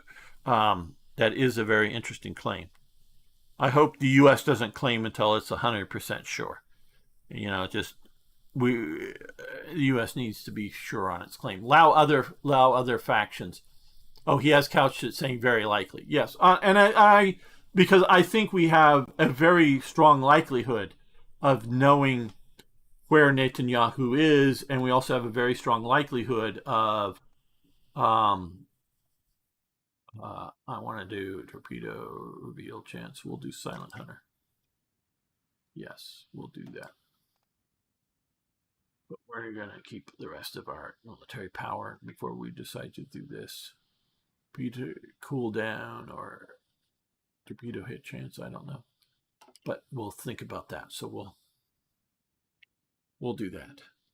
So yes, so we very likely would know where they are, and because we can hit it with a very big bomb, the U.S. has that ability, that we very likely could extinguish all human life in a target.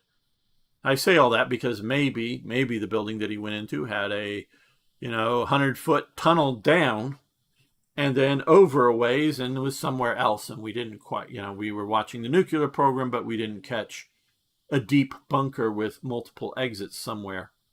That we think he was in a building or a more conventional bunker kind of thing. It would deal with a common sort of bombing blast, that we hit it with something really big. It could be the U.S. or Israel, but we hit it something very hard that we think we've got him, but he may be just down somewhere really deep and we don't quite know.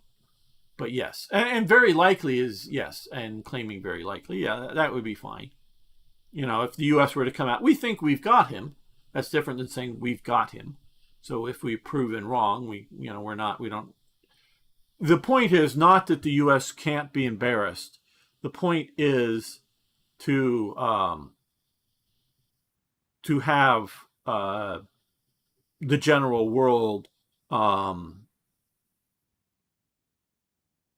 not going to say trust, but the general world. Generally believe that when they make a statement of fact like that, have the world believe it. And not just because they think the America is lying or not, but just that it's accurate or not is what I would hope the U.S. So yes, back to the progressives. So progressives believe. I don't believe humanity is progressing. I do not believe in the communist ideal. The communist ideal needs to have, or the new man ideal, even if it's not communist, needs to have the idea of blank slate, that just simply environment, whether it's school, home life, orphan life, or orphanage life, or whatever, was going to be able to mold humans into something new and different. I don't believe so. So I don't believe we are making any real progress. Like I say, the one thing is privately owned slaves are now not publicly acceptable. I say it that way because we do accept slavery, including in the West, including in the United States.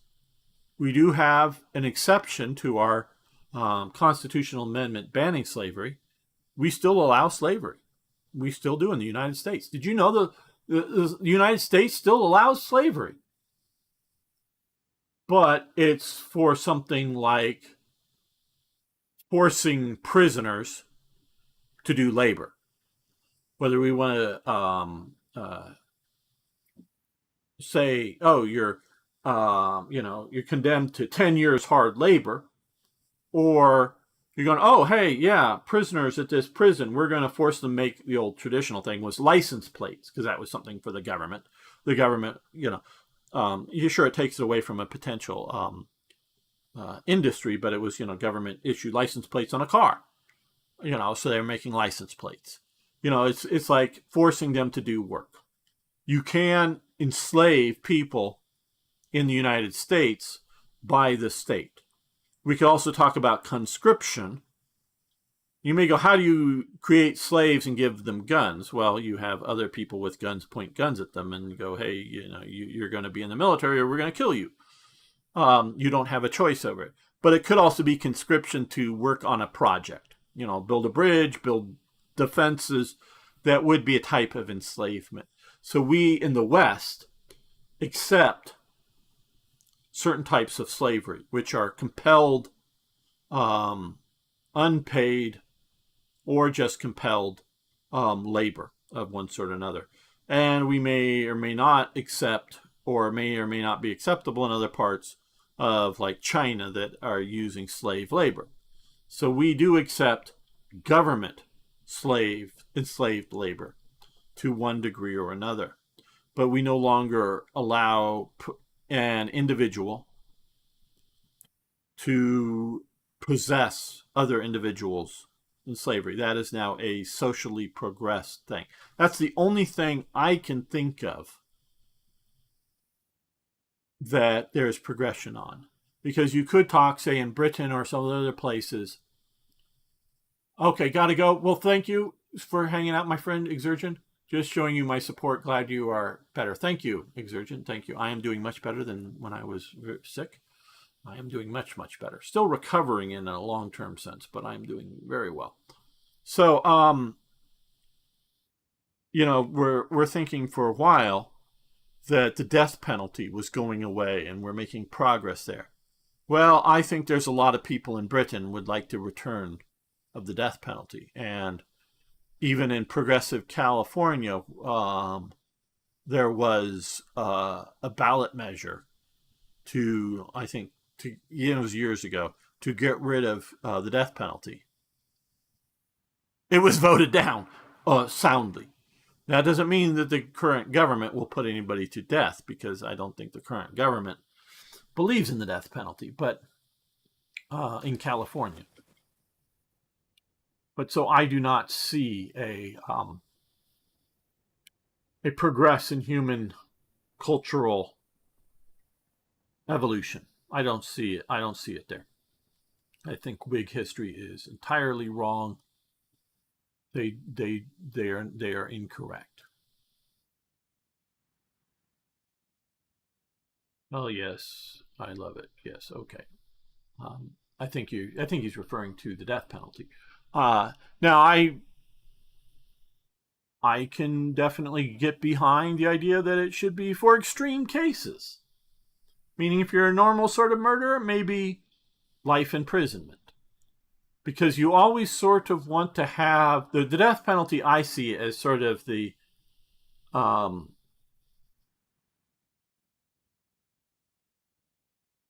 not just the most extreme, but the you got a person that's taken a hostage, and you also know that he's killed somebody else in the leading up to that hostage taking. And yes, you can, even with the death penalty. And if you have a system that generally abides by the guarantee, well, we'll guarantee you if you release your hostage, there won't be a death penalty for you. That can be a thing, meaning the crime doesn't require death. It can just be, we can negotiate it down. And that can be the way. But you always sort of want, like if there's just a kidnapping, that you may want to put them life in prison or 60 years in prison or some rather long-term period. But you want to kind of make it so that once you sort of get to somewhere, that if they think they're going to maybe be caught, it would better not be to kill more people, so that you can you don't kill more people, whether in a negotiation sense or you've got a hostage, so um, and they're maybe tied up or something, but in a situation that they'll probably survive for days until they're found or whatever, that you're going to try to escape, but you're not going to kill that hostage, or kidnap victim or whatever, just so that they can't identify you. Well, if you think that, well, they're going to, if they catch me, they're going to be able to identify me anyways, but will it mean the death penalty or just life in prison or a long term in prison or whatever? So you want to sort of have that, but you also want to have it out that, well, if there is no death penalty, on the other hand, well, it doesn't matter if I kill them because all I'm going to do is get life in prison anyway at the worst. And so I can just kill people and it won't be any harsher for me than if I don't. So you always want that death penalty there. Now, whether we see enough cases of wrongly convicted death penalty or, shall we say, understandable killing, and I don't mean accidental killing, and I don't put drunk driving as accidental. It may be not intending to kill somebody, but I don't put it as like, oh, hey, I fell asleep at the wheel, or I got something in my eye and while driving and my car swerved, or somebody stepped out in front of me and I didn't see it in time and killed somebody. That's you're driving down the road, you get something in your eye, because you're not planning on it, you're not tired getting into the car, it just something gets into your eye and you're distracted for a moment and then you kill somebody. That is an accident. And of course there's mechanical failure, if the brakes fail or something, and that's another thing. So meaning an truly unintentional and unintended and something that wasn't generally foreseeable killing of somebody could be like a child just running out from in between two cars, and there's just no possible way, even if you instantly get on the brakes, no possible way of stopping your car, and you kill the child. That is truly an accident, at least from the driver's standpoint. I'm not talking about that. I'm talking about two people, could be men and women, could be, two women, two men, or whatever, get in a fight and one of them ends up dead. That's like manslaughter, if you will, not murder, in that there was no intent of killing the other person. There was a physical altercation. Could just be two people shoving each other and one of them trips and goes over backwards and hits their heads on something and dies. It can be just like somebody shoved me and then I shoved him back and he flips over and dies. Now that you might be able to argue, especially if you didn't start it, a self-defense action as opposed to an aggressive action. But so there can be, levels of killing with, some responsibility there that I don't think should warrant the death penalty. And so, but I definitely want the death penalty to be on the book and to periodically be exercised for the most extreme cases. Because if it's just on the books, but the criminal doesn't believe the death penalty will ever be used, well, then it is not a deterrent. So it has to be used once in a while. So at least at the extreme cases. I don't know exactly where I would draw the line, and I'm not stating this thing, but I'm definitely saying the extreme cases, I want the death penalty to be there and be used, whatever that extreme case is. So definitely that there. So I do not see progress in mankind. Okay, so back to the game. Okay, we're fortifying the Winterland, the fatherland, which is mostly here.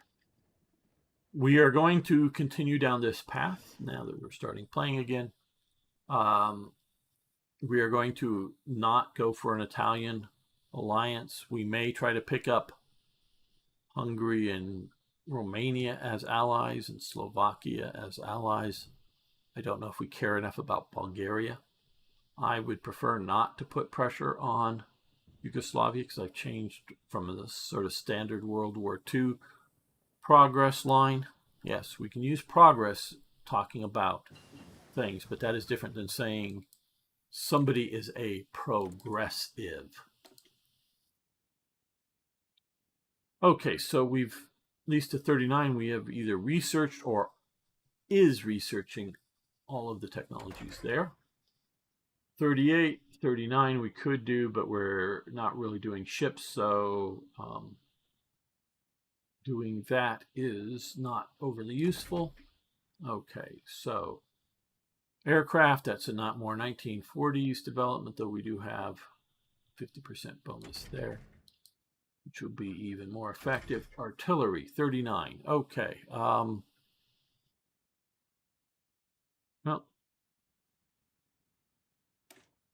let's do that.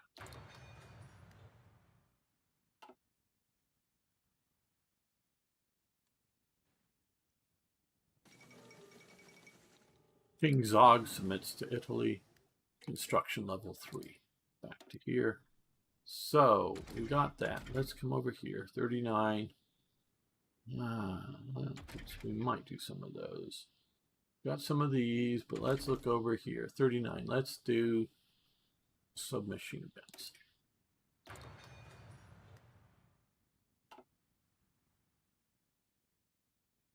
I don't know whether it's my talking a lot. That very well could be. I know that does put some people off. I'm sorry if it does, but I both feel like it and is part of the, if you will, core element of this channel.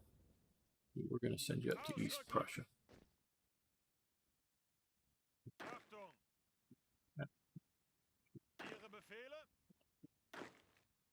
In.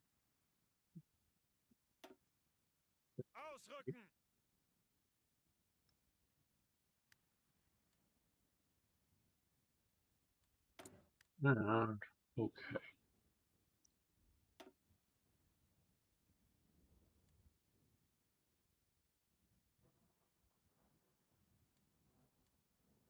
Or it might just be everybody's watching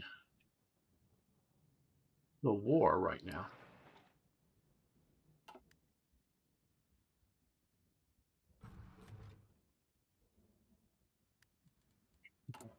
Decisions, MIFO bills, okay. Price control measures, let's see.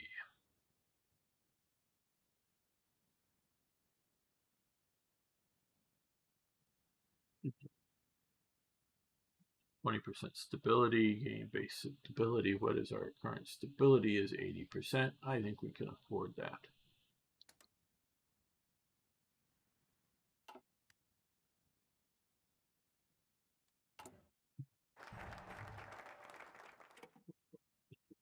Let's see. Chief of the Army. Van Halder or Von Brauhitch? Army experience, division speed. Army gain experience, division attack. We'll go with Halder. Chief of the Navy. Will that remove him from commander? Let's see, let's go over that. You can hold both staff positions. Chief of the Air Force. Let's see. Yeah, we'll just go Goring, just historical. Military High Command. We have Werner von Fritsch, who should have disappeared when Bloomberg disappeared, but not quite doing this well. Okay, Army.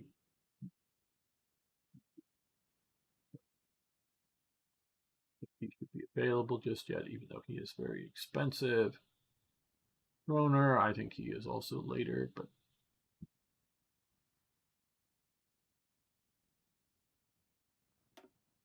go with him.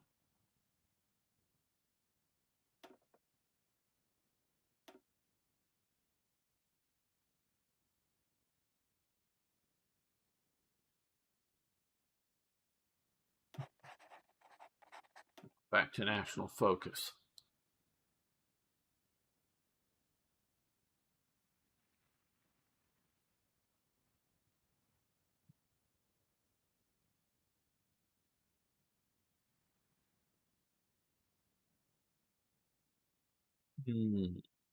Danzig War.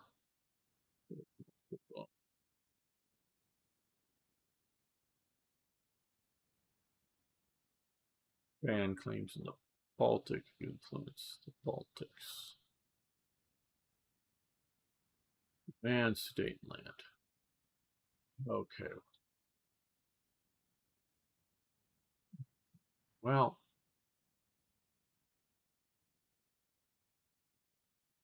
let's do something else here. We're trying to grow our military.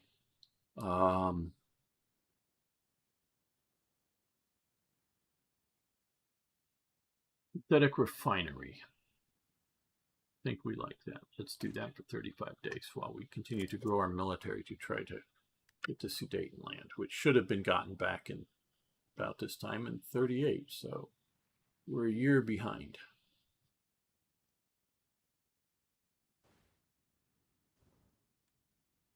And I keep, because I thinking of Exurgent's comment in misusing the term progressive. He said in a statement, well, that's the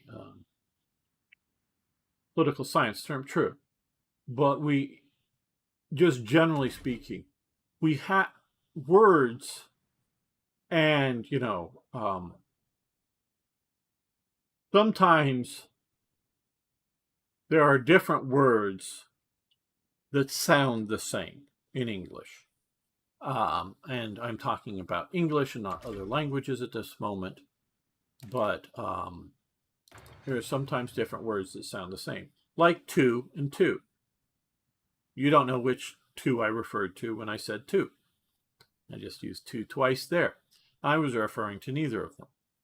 I was referring to two, as in the number two, and two, as in too many, T-O-O. Different words, but sound the same, and they're spelled different. And you can only understand their meaning by their context, right, as a word. Now you can see the numeral 2 and understand what it means, but you can't do that. Understand when I just say two to know which one I was referring to. Sometimes you have different words that mean literally the same thing. And a good one is aluminum and aluminium. And I recently heard why that there are two words refers to the same thing. One comes out of British English and or other European languages. And it was actually the second use or second word for the thing. And aluminum, not aluminium, but aluminum in American English, they both refer to the same type of metal. It just sort of the first use was aluminum, and then it was thought more scientifically correct to use aluminium. So in British English, it becomes aluminium as they refer to it. And it's not different pronunciations of the same word. It is two different words that have the same meaning. Literally, not similar meanings, but the same meaning. It's just sort of when they were adopted as the general use. But we need to have, and so you may have a word like progress and progressive. Well, once you put that progressive as opposed to looking for progress, a progressive as a title, in general understandings of current use English, it means a particular thing. Now, the left, for multiple reasons, including the reason of making something that you're always wrong, and trying to, oh, well, you're wrong. It's, you're always in the wrong. Want to redefine words. And not in that it needs more clarification. It'd be like what is a woman? And when you literally have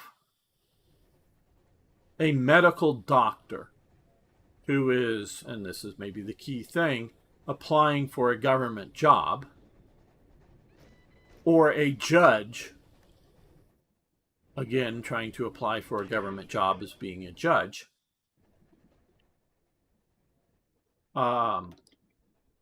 you ask them in a very serious way to define the word woman, and they cannot,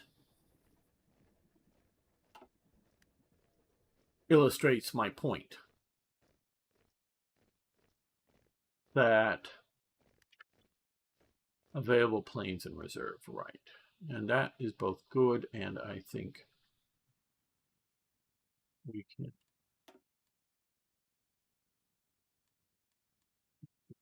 force here where we have a base. We have a base up here. We have a base down here. Let's come down here.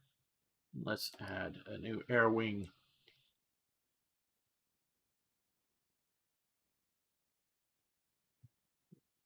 We'll create this.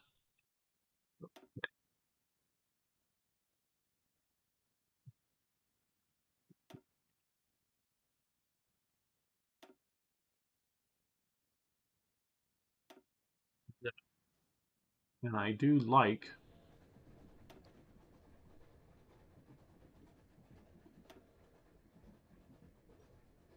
my naval fighters.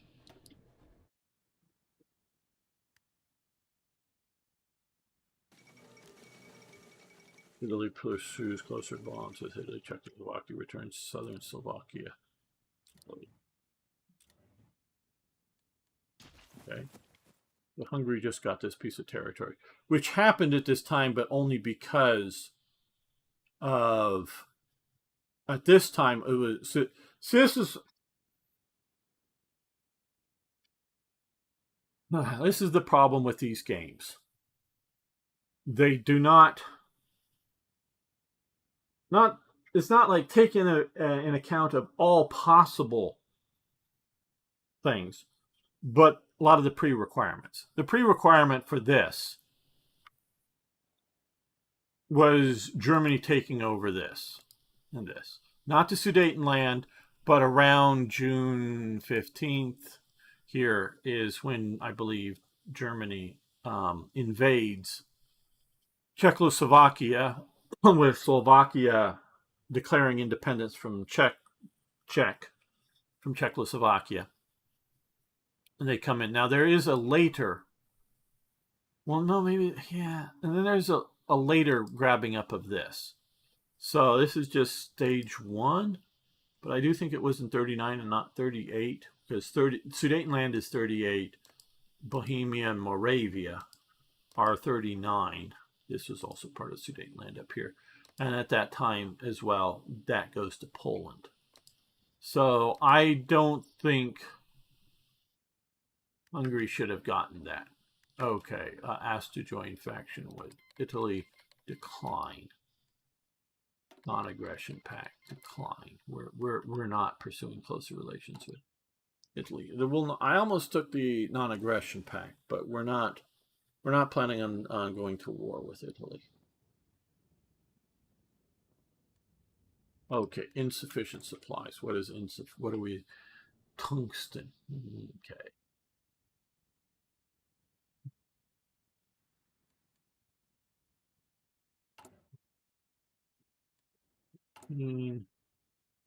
For this one. Okay.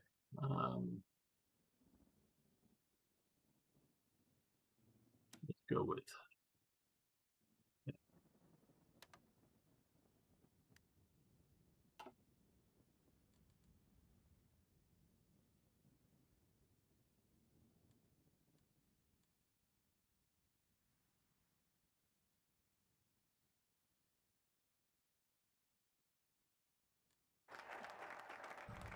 Okay, well, let's look. We've deployed more troops. Continuing to training up a bunch of divisions here. And no, we're not having them all show up in the same spot, so they're not.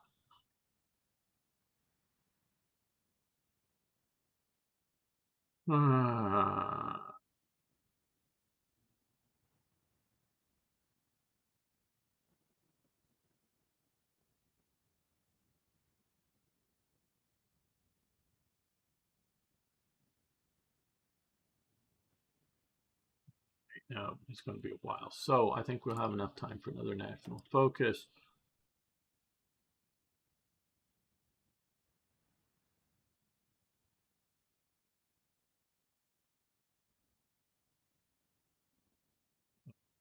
These foreign industries are doing too well to seize foreign industries. We could do trade interdiction. Awful.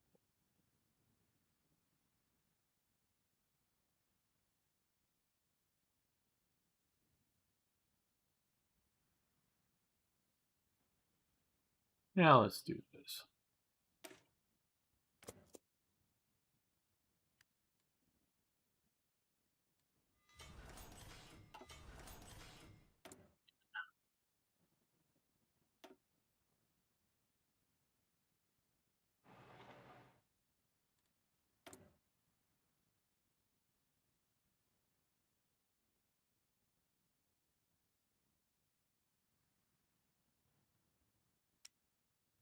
Let's start producing anti-aircraft guns. How many anti-tank guns? 200. If we were to come over here, edit this, and do this.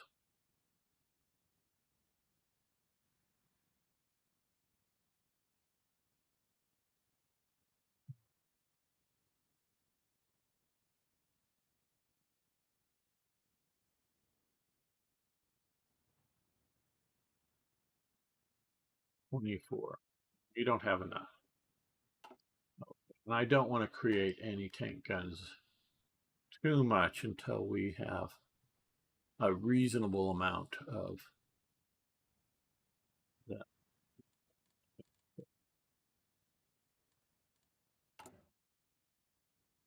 Go for roughly 10 divisions.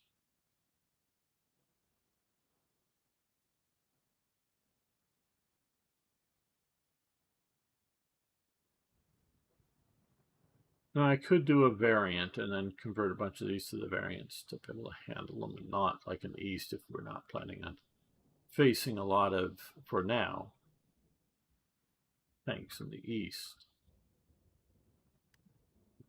Okay, what we need to do here is create Angetreten. Ihre Befehle. Bereit zum Ausrücken.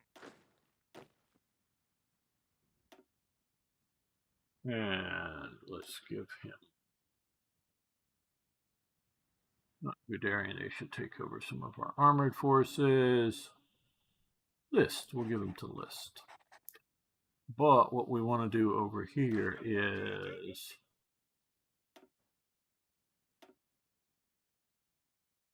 do that, and then come here and go. This, we'll give to him as well. Ihre Befehle. List, put on instead.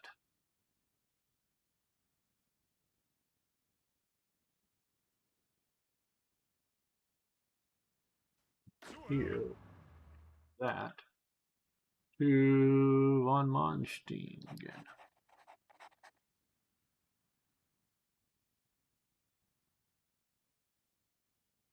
Befehle. Achtung.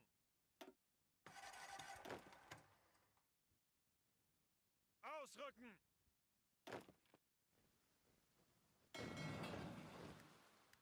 Okay, and let's come over here. Achtung. Bereit zum Ausrücken. All armies won't have divisions, will be permanently. Oh, we'll make it cancel. Oh, is it? Achtung. Oh, it's him. Okay, so we already do have sort of a separate division. Or, yeah, separate army. Bereit zum Ausrücken. He is going to go under him there. So now we have an East and West command. I know I've talked a lot. I want to thank those who have hung out with me today. I use this as sort of personal therapy in that I can talk about the world, and maybe somebody's listening to me. I know Exurgent has left, but thank you. ZZ, thank you for hanging out with me. Arno, of course, thank you for hanging out with me. Soul, the Civ guy, good meeting you. I'm glad you were here. Please come back. I'm here mostly Saturdays and Sundays. Folk, of course, thanks for being with me, hanging out here. Who else? Jamnuska, I don't know if he ever made it back. Thank you. We should be back tomorrow, and I say we because it'll be a War Thunder day. I hope Arno and maybe a few others will play with me. And yeah, we probably will talk a bit while driving tanks about the world situation, because I'm sure it will be interesting enough to talk about. That should be good. I don't know of any. They've yet to publish the schedule for Slytherin this coming month. They're talking about maybe publishing that to us, to the people who are going to do it, to stream Monday. And if anybody, it isn't the guy who makes the stream up fault. It's how late. I think they may have gotten it to him on Friday. The list of how many what games they want and how many hours per game they want streamed, and then figure out, divided amongst us streamers relatively fairly, and then taking account what games we want to do. So I don't, and I'm not going to say names. If you know, you know. But it isn't that guy's fault. It's the higher ups that just, and yes, it's a priority for me because it's how I interact with Slytherin and do it. But it's not necessarily the highest priority in their job. I'm not saying they're slacking just because they're Italian. Oh, wait a minute. Did I say that? Well, I don't know. I do believe the Germans would be more organized and it would be done. But the one thing, and I like Carl Benjamin, also known as Sargon of Akkad, like the one thing you don't want Germans organizing or running is a country, but maybe a company. It's a different matter. So yeah, you don't want them running a country, but you do want them to run, railroad. Germans are great at running railroads. I would vote for having German companies run all railroads on the planet. So yes, I am a culturalist. I don't think it's genetic. It might be, but I don't think it's genetic. I think it's cultural. So I want to thank you all again. Hopefully see you tomorrow. And of course, next weekend, we should be back at all this.